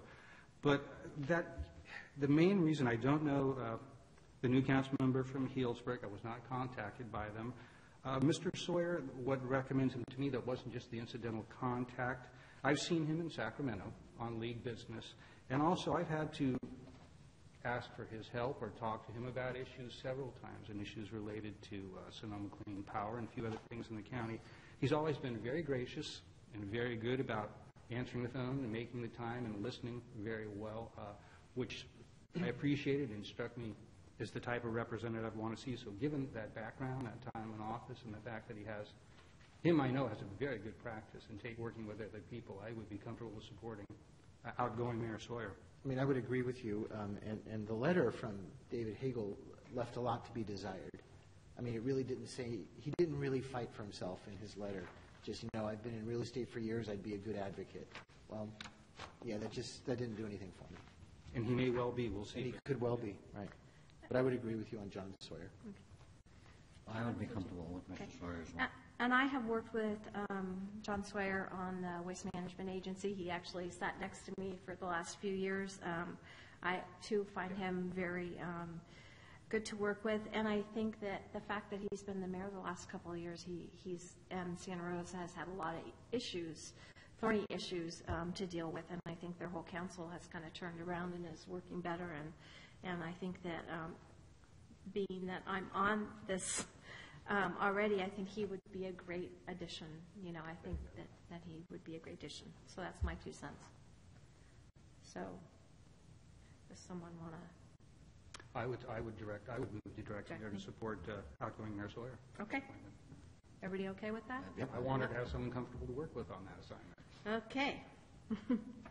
All right. Now we get to this very popular one. Ag and Open Space. That's where all the cool kids There, hang out. apparently so, because we got 6 applicants For 2 seats. for 2 seats. Madam Mayor, if I can help start thinning this a little bit at least. Certainly. I'm not going to take a swing at the whole thing. Okay. Even if I could, I wouldn't.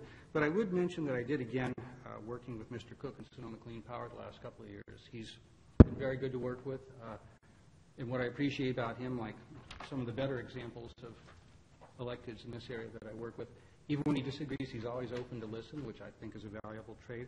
I also point out as a mayor, he was very supportive of our city. It was one of the few cities that went to the effort to support our stand on the concerns we had with adding fluoride to drinking water at that former county plan that evidently had a pretty high price tag to it. So with all those things in mind, I think it's logical that he has some seniority. We've worked with him. I don't know Ms. Harrington. I have not heard from her. She may be very good as well. I would not be surprised. But given all those things and given the fact that that was Lori Gallion's seat, I see a certain logic. I'd support Mr. Cook. So I can add to that. Amy Harrington did contact me, and I know David for several years, so I mean, I do agree. I believe he's got an ag background. So, yeah, he would, there'd be a good fit there. And if you read Amy's letter, there's some things that stick out. She's a probate attorney and has done a lot of real estate work and is very familiar with conservation easements and the Williamson Act. I mean, that is a part of Sonoma County Agricultural Preservation and Open Space District. It's a part of it. There's the open space part, which is more often than not, land acquisition, but it's strategic land acquisition. It has to do with, trying to get wildlife corridors connected, but it also provide recreational benefit. And then there's the ag side. Not to say that they work in opposite ways. They do work hand in hand. And a lot of times we can have ag easements where you even have recreational opportunities. You can have a trail that goes through the edges of those lands. So the unfortunate part is they're both from the city of Sonoma. Yeah, And I think they're both very well qualified. I mean, I'll throw that out there. And I also felt, to a little bit lesser degree, that Dominic Fopley from Windsor, he had some good background from the ag side of things. And Jack Tibbetts, who he didn't contact me, but I had talked to him during his campaign run. And he had some very dedicated, and I think it's in his letter, I don't have it turned there, but I think in his letter he talked a bit about his commitment to things like open space and what he's doing on a couple of different committees. So, I mean, to me, there's 3 or 4 pretty darn good candidates, and part of that reason is I don't think I know the other 2 that are on there very well. Yeah. So, and unfortunately, we're not popular here because we didn't get the usual number of calls. Had they reached out, that might have been. Yeah, but you know what? Several of these people were first-time council members, and they didn't know the process. Probably. Yeah. So since this is a committee you serve on, actually, I'd be more interested in your thoughts, looking for 2 seats we have to fill. If you were alone making that decision, where would you go? Well, I have 4 names, not 2. Me alone is not going to do it quite well. But go ahead, put your 4. And Well, then we the can- 4 that I spoke of, Okay. so both David and Amy from Sonoma. Okay. Dominic and Jack, huh? I think Dominic, a little bit lesser degree, from Windsor, and then Jack from Santa Rosa. I do not know Nasa from Sebastopol or Melanie from Cloverdale, who I think is also a newly elected. I don't know her at all. So, and this is going to be a big year for Ag and Open Space. They just finished their 25th year. There's some really big acquisitions that are just kind of on the precipice of occurring, and there's been a lot of turning over of the ag lands that have, or excuse me, of the lands that have been purchased over the years to the county park system to actually run and operate them. So we've had some interesting changes, but I think it's going to be a pretty big year this year coming up. Well, I think I would agree with your assessment. It's unfortunate we can't have 2 from Sonoma. I would still, personally, if I was leaning towards Mr. Cook, but in terms of Vice Mayor Fopley or Councilmember Tibbetts, they both have their good points. I've worked with Vice Mayor Fafoli on Ledge Committee. He's been very good to work with and very supportive there. Mr. Tibbetts, like you, I met him. He's a pretty exciting young person, might have a good career ahead of him in politics, and has an interesting background for this. So I would be supportive of either of those. So I can help you narrow it down to 3 from my perspective. That's a little bit helpful, yeah. I think that in looking at the background information on these individuals, I like the idea of Ms. Harrington in there and being an attorney, especially an attorney who writes a brief resume. It's nice. Right. And I would be inclined to support Mr. Tibbetts. So I would support Harrington and Tibbetts because I think if you've got a representative from Santa Rosa, that's a big portion of the county, and I think that would be a fairer, more fair representation of the number of constituents. And actually, when every other year I've talked about how there's the matching grant program, and when you look at the county over the years and where the money has gone, naturally it's going to go to the larger cities, but I mean predominantly Santa Rosa, Petaluma, and again, that's not just those jurisdictions writing these proposals. It's a lot of nonprofits, maybe working in partnership with a city or a county entity, but they have the bulk of these matching grant programs, which can be anywhere from, a ball field, literally, to a new hiking trail inside of a already existing land acquisition. So, I think if we gave you some discretion and direction of like David and Amy and Jack, and then see where the winds are blowing. Okay.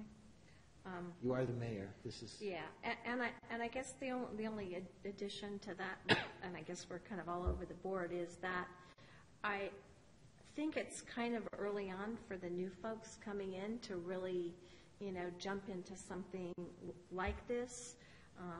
I would feel more comfortable with someone a little bit more, that already knows about all of the processes and are comfortable with their counsel and what the work and the job is for that. I think, adding on all these things, it's a big deal, especially, 1 month into the job. I mean, a lot of these folks have not done this job before, and that's sort of why I was sort of leaning with David and Dominic. And that's where I was they kind of already know, the council. They know what they're doing on the council. They've kind of, worked towards, different things. And so that's why I was leaning that way. My question to you, since you're on there, is what other cities have folks that sit on? There's only 3 political appointees. Okay, and so all the other positions are representing different districts in the county, so they're appointed by the county supervisors. Okay, so you're really the only person right now that has a city association. Yes. And of course, we had Gary in Santa Rosa. Gary Wysocki and Lori. Okay. Yeah, she had been on for some time, actually. Right, So, she had, yeah. yeah, I want to disagree with you just slightly because I think there's a level of comfort. Sure, somebody like David Cook or Dominic, they've been in office for a term or more, and they're comfortable with that. But I also think at the same time, getting some fresh new ideas in there of people who aren't in a system per se. So I think there's a benefit to that as well. So I don't want to exclude people like Amy or Jack because I think, I had 2 very long conversations with Amy over the phone, and she seems pretty darn dynamic, I will tell you this. Again, from her profession being an attorney, none of that even came up. Really none of that came up, but just listening to her ideas for and why things like open space and agricultural lands, which make up this county and Marin County together, are so critical. And she had some really good insight, I thought. And I got less of that from Jack when I talked to him, but that was before he had applied for this. This is when he was just running his own campaign, and we met up at some event somewhere. So, And David, again, I think David, because I do agree, the background is good, and his own personal background, being an ag, is, I think, really good, too. Question for our representative, Madam Mayor. Yes. And I agree, fresh ideas are good when I don't know them at all. Then I'm a little leery. Sure. I'd like to get to know them. But that wasn't what I wanted to ask. What I wanted to ask you was, we are automatically saying we can't have two from Sonoma. Now, granted, there's going to be some resistance to giving 2 seats in what's arguably a very good assignment to one city. But if that's the direction we wanted to go, and we thought that was a good balance of experience and time, plus new, fresh ideas and dynamic ability, maybe that wouldn't be the end of the world to do that. Because it's hard to say how all the votes tally up. I know, but our mayor probably won't get the support for that. I know what you're saying, and I will tell you that this is an advisory committee, so the 3 political appointees that are on this committee have no more, no less power than everybody else who's on the committee. And honestly, it's staff-driven. Well, with that, it might work, because my thought is, obviously, we try to go and put in these 3 as the block. That's a difficult push, even for our mayor. But knowing that what happens when it becomes how many seats here? There's 6 people going for 2 seats. There's going to be a lot of back and forth. So if we truly feel that Mr. Cook and Ms. Harrington are among the top, we like them, and they cover all the things we want, both some time and somebody we know, as well as somebody new with some new experience. Mm-hmm. We put the support there. Maybe both of them get in with our support. At least one of them maybe does. Who knows? But just a suggestion. Because I keep hearing that from all of you. These 2 names do keep coming up. I think you need to go in with another name as well besides those 2. I would agree. So you're going to hear it because people are putting motions forward. So Okay.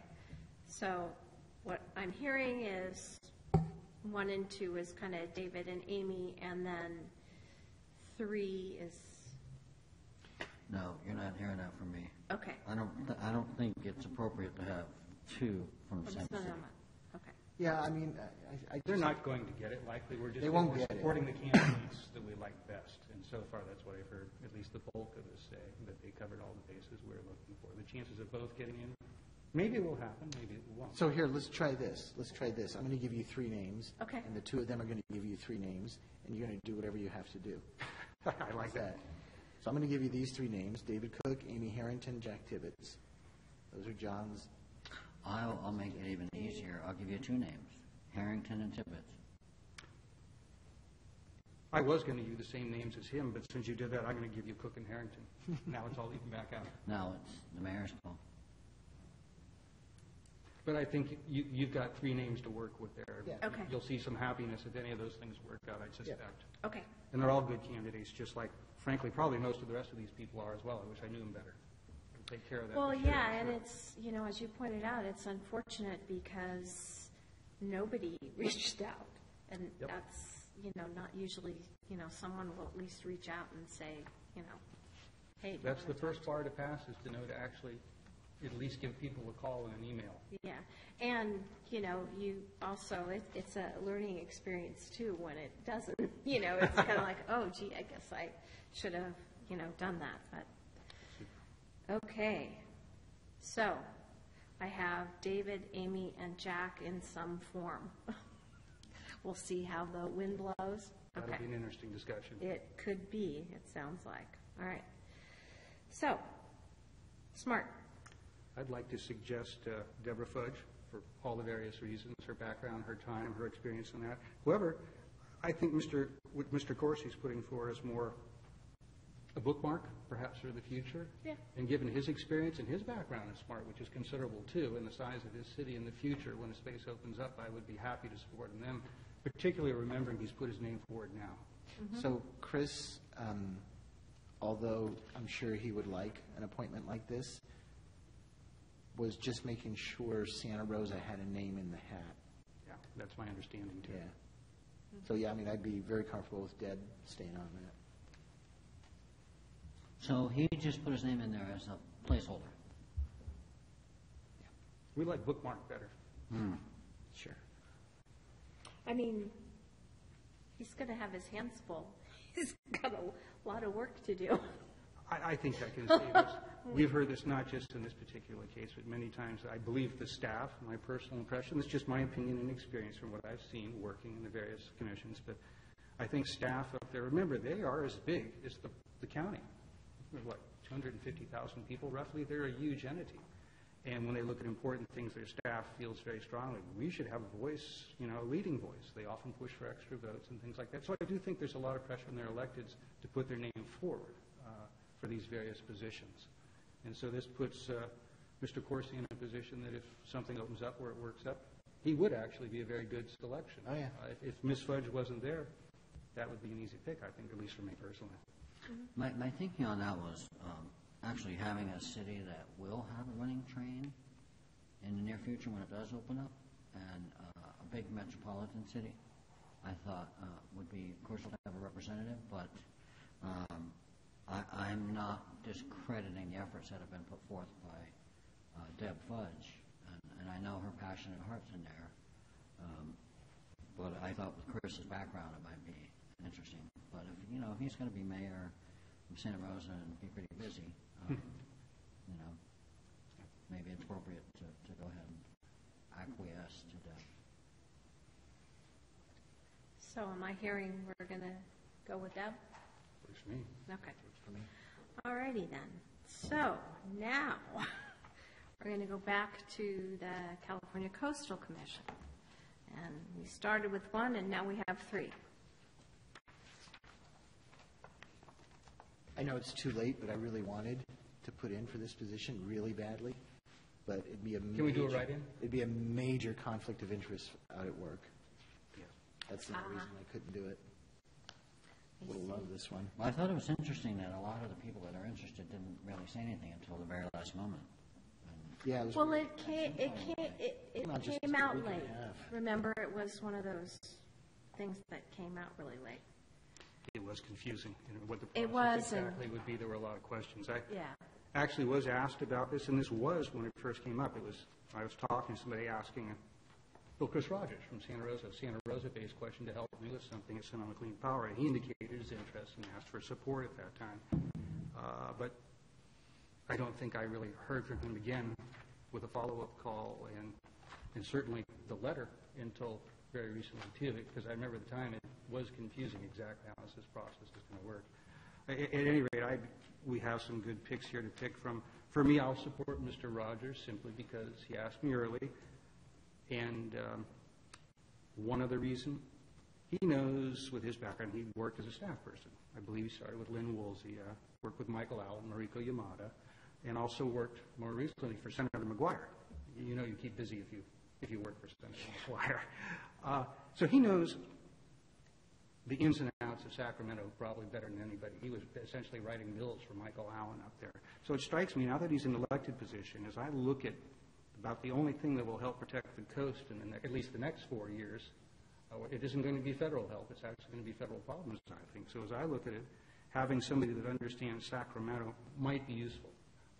With that, I know now my friend Sarah Gurney, who's also an alternate on there, has put her name forward, and that would be a very good pick as well, too. But And she's been on there for the last 8 years as an alternate. I mean, she's, at least on all the mayors and council members meetings I've been to, she is very good at keeping us informed, and I really think that she's done, a really a good job. And as I couldn't argue. some of you know, sometimes you kind of have to take an alternate position, and maybe eventually, you get to work yourself up, to the big kids table. So that's kind of, and I agree with you on Chris. He reached out to me today. We didn't actually get to ever really connect up and talk, but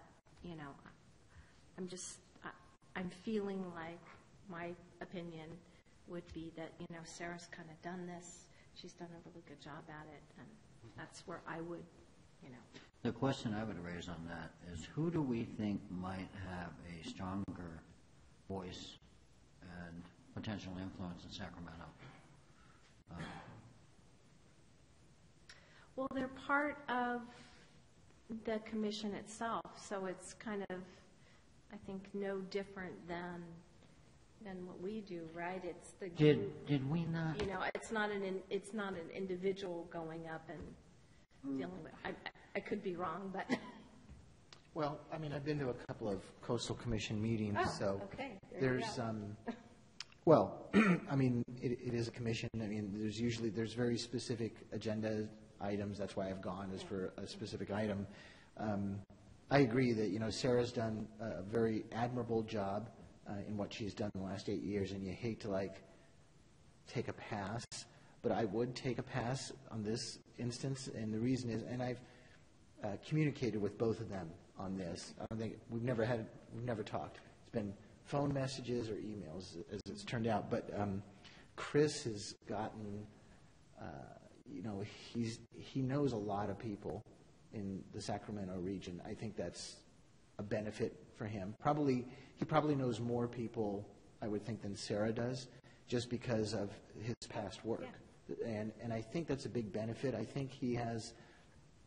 And so does Sarah. I mean, a real passion for protecting the coast, and you know, now more than ever, I think California is going to have to do its own work for itself to really keep things like, you know, oil rigs and whatever away. So I would be happy probably with either of them, but I'd be leaning towards Chris. That'd be my recommendation to you. Well, with that, then, this is an uncomfortable position for all of us. I think we all get that one particularly, but then, seeing as we seem to be leaning, most of us at least, towards Chris, I wonder if we could support Chris, but direct the mayor to strongly support, in the event tide change or any problems, that the next support would go to Sarah? Yeah, to Sarah and Sebastopol, Sarah Gurney. Because we have 3 names in here, and sometimes having a bunch of cities who you're their second pick winds up letting you win more than having a few cities where you're their first pick. Yeah. Yeah, depending. I'd feel remiss if we didn't at least do that. John? I would be okay with the initially supporting Chris and then putting in as a. Isn't that what you said? If Chris doesn't fly. Okay, then I would support Sarah. There's probably a better way to put that. I'm picturing him going like this, but yes. Sail. Exactly. Because once you get in that room, I suspect these things tend to change very quickly. Okay. All right. That is my direction.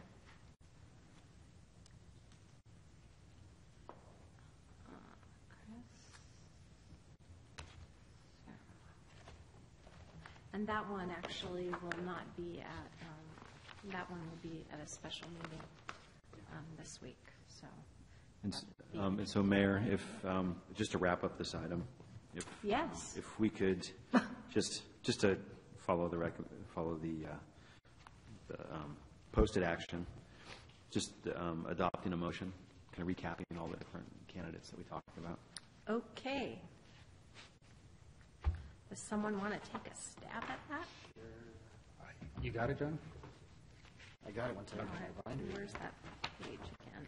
Okay. Yeah, but All right. Chris is going to do his favorite. That's why you jump on this.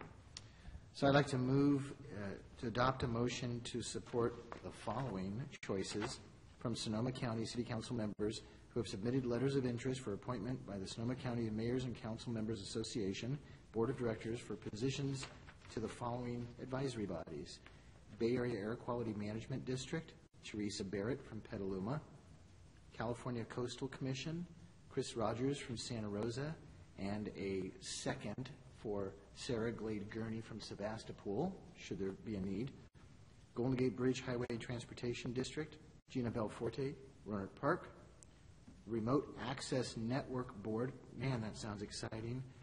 That would be Jake McKenzie from Rohnert Park. The ABAG Regional Planning Committee, we have Julie Combs from Santa Rosa.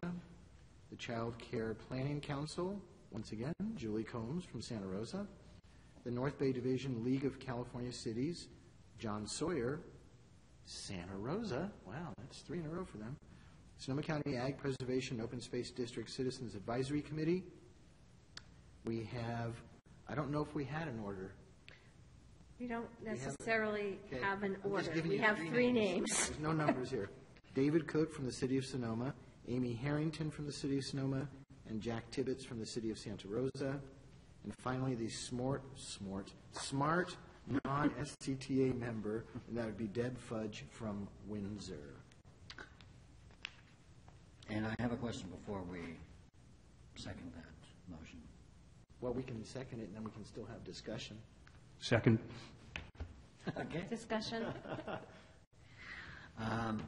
You said that you didn't have a particular order on Ag and Open Space. You had Cook, Harrington, and Tibbetts. But you had three that were Harrington and Tibbetts.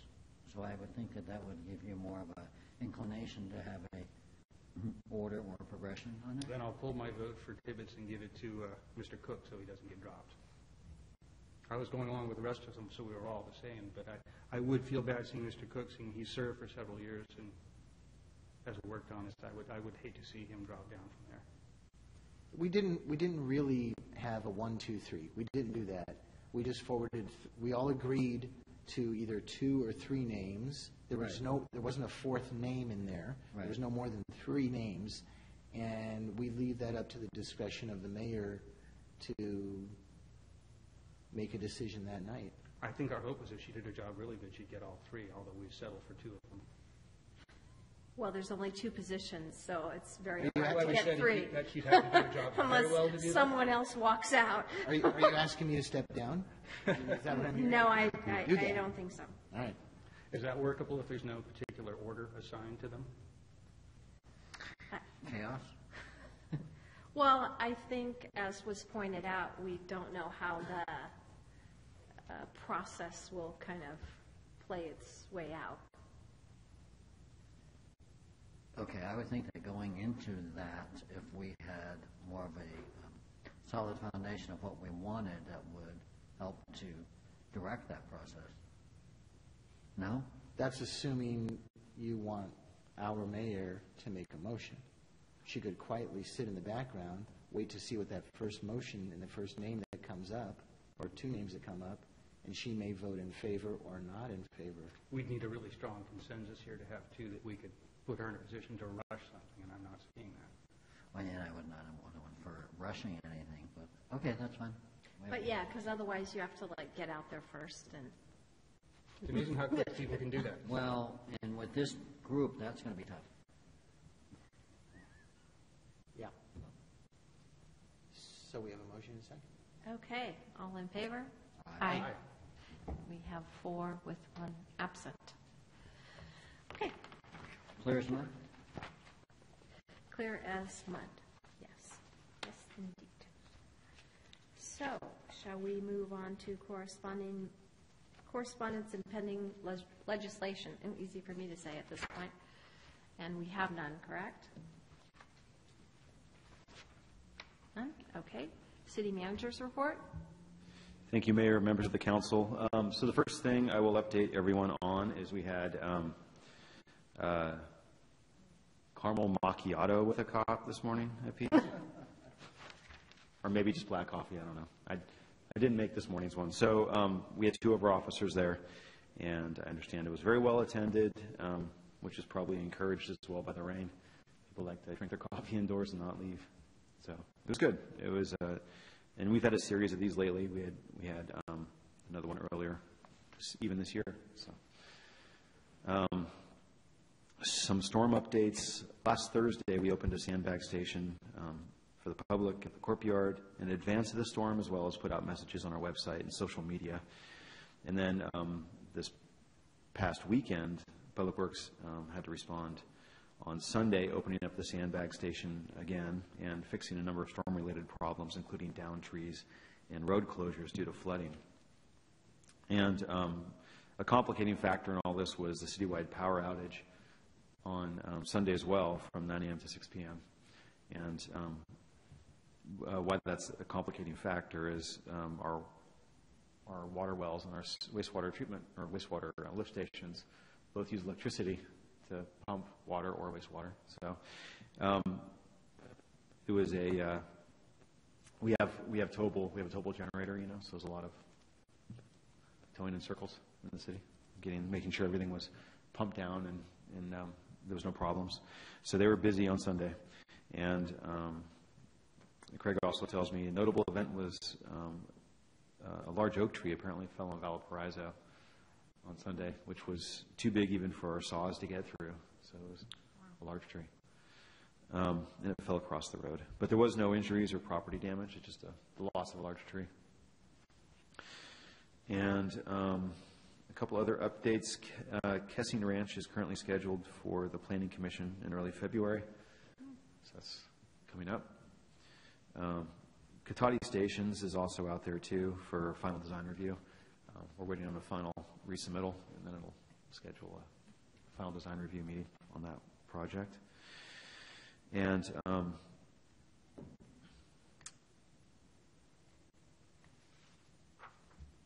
just go over some rec news from the holidays. So over the past 2 weeks, Camp Katati participants were busy making arts and crafts, playing games, and building friendships. And we had a total of 16 participants over the winter break while school was out. And as we continue to offer camps during the school year and summer, we're hoping to serve even more communities, more community families by offering safe, fun, and affordable care while school's out, but families are not, parents are not. They have to continue to work. And then some upcoming things on January 19th, we'll host a free theater workshop for children ages 8 and up. And this is a great way for children to see if they'd like to participate in the Star Kids Productions spring show, Shrek, the musical junior. And this is, Star Kids actually was mentioned earlier tonight when Miss Sonoma County was here. So the woman that runs that program, I guess it's news to me, former Miss Sonoma County. Oh, yeah, I knew that. Yeah. I'm the last one to know that apparently. So it was interesting to. She did come here and make presentations. So yes, you were the city manager. Just want to remind you of this. Yes, thank you for pointing out my senility at an early age. So auditions for that show for Shrek the Musical Junior, auditions will be held in February, and the show will take place in May. And again, this is for children ages 8 and up, so a little bit older children. And later in January, we'll also offer a free workshop for the younger children ages 5 to 7 for their spring production of The Wizard of Oz. And the theater program offers children the opportunity to build confidence and make friends and graduate to the Big Kid Workshop in a couple of years. And then beginning January 18th, the city will also be partnering with Santa Rosa Junior College to offer free Zumba Gold classes on Wednesday mornings.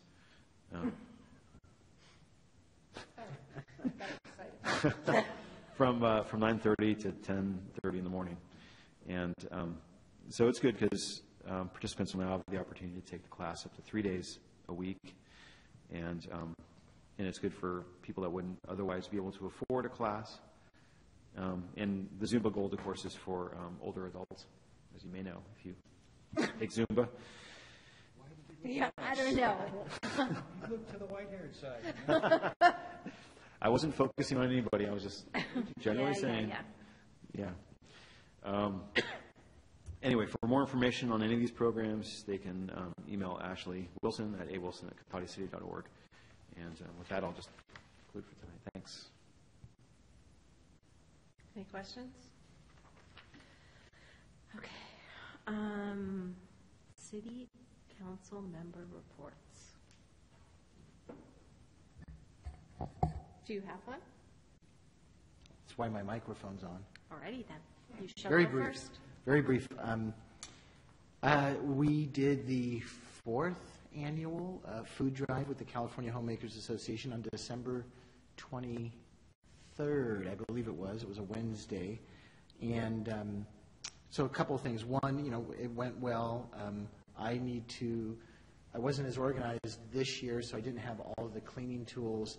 So at 4 in the afternoon, I was cleaning the floor in the classroom with paper towels, wet and then dry paper towels. And I didn't realize how hard those floors are on my old knees, but now I do know. So next year, I'll make sure I have a wet mop. And we had a woman who was contacted the Homemakers Association, then contacted me and she lives in Roanoke Park in the M section, and her 9-year-old son wanted to organize helping this food drive. So they got like 50 or 100 bags, paper bags, donated from Oliver's. She made up a flyer, stapled it on, left it on people's doorstep with all the instructions, like if you can bring on this particular date and time to this location over here. Because I told her she wanted like the food delivered for an entire week, and I said, there's no staff at City Hall that can handle running back and forth, and I'm not going to be around to do it either. So I just said, just on your flyer, make it the day of. So we ended up putting together a fewer boxes than previous years, but we did 80 or 90 boxes, which, you know, they all included a frozen turkey or frozen ham, fresh vegetables. There was 700 pounds of spaghetti squash that was delivered that morning. Wow. And that's really heavy. Yeah. Heavier than the frozen turkeys, I will say. But so a lot of spaghetti squash went out, which was great.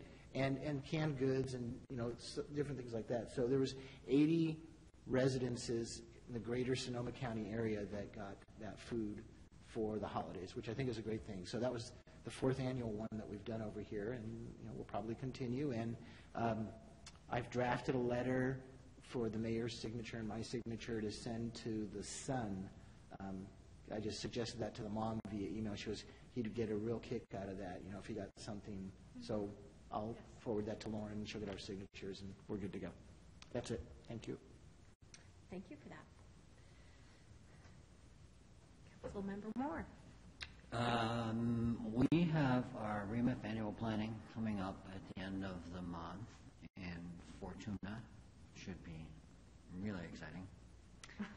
And then I wanted to remind everybody that we have the Chamber of Commerce annual awards dinner, and one of our volunteers for the city of Cotati for over 30 years will be recognized. Oh, nice. And so I thought that would be something we should really support. I don't know who the recognition will be for the Business or Ambassador of the Year yet. I stepped out of the room on that one, but so I think that'll be exciting. That's coming up on Saturday the 28th, and it is a welcome to Vegas and Cotati theme. Mm. And I'm sure Mr. Minervini will have some sort of entertaining and prime rib dinner, so it should be fun. That'll be in the Cotati room. And that's it for now. Okay.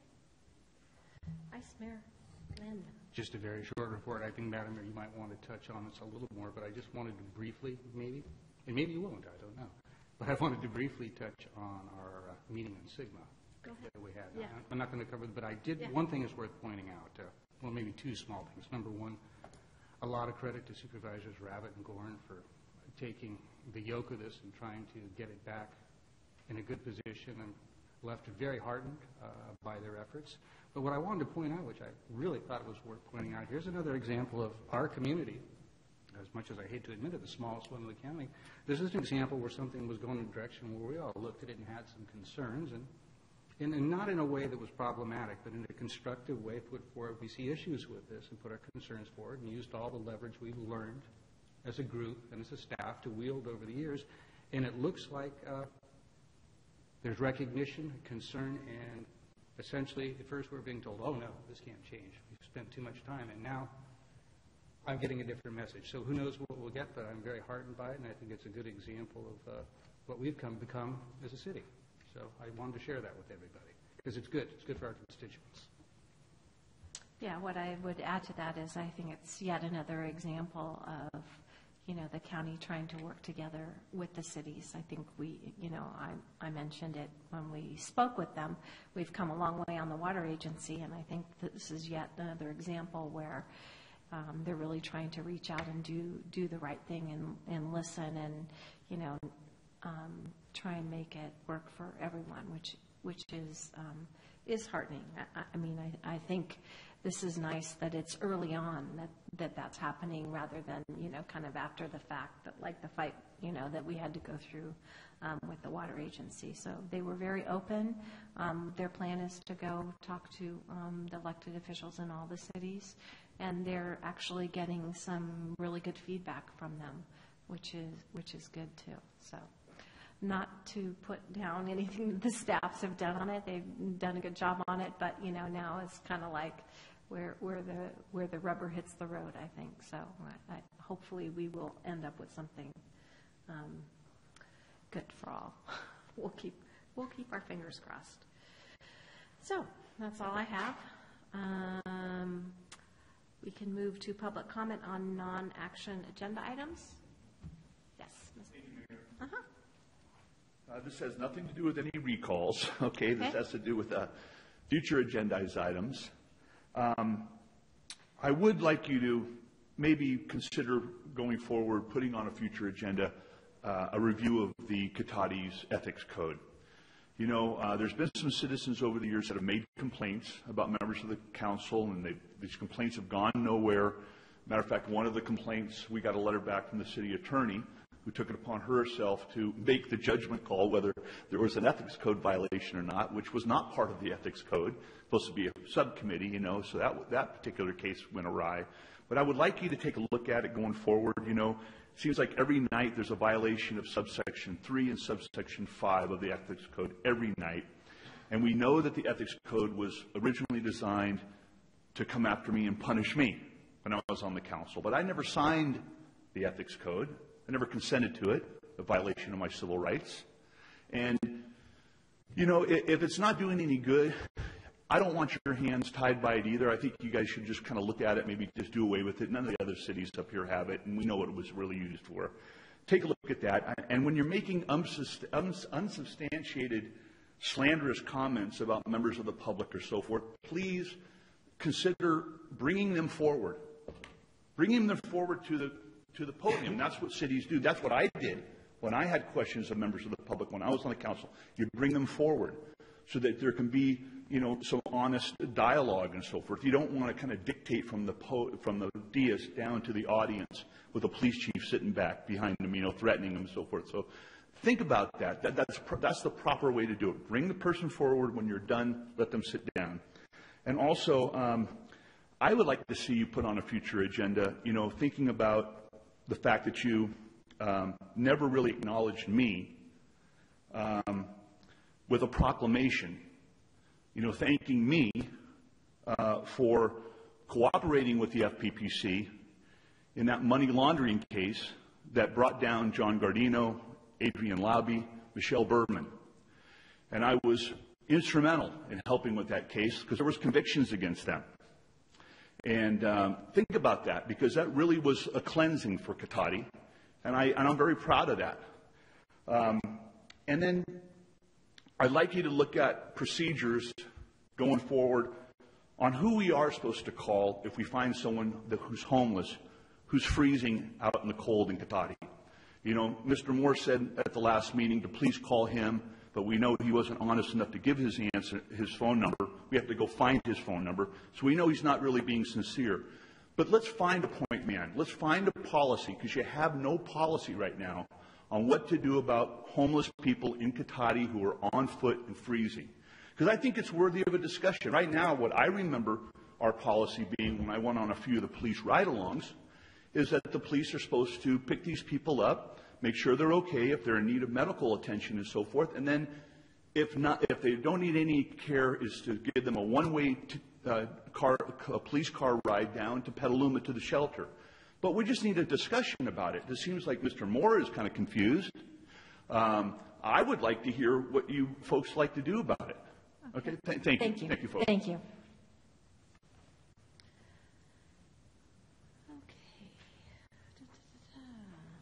We don't have any information received after the agenda was posted, correct? And therefore, then we shall be adjourned. Thank you.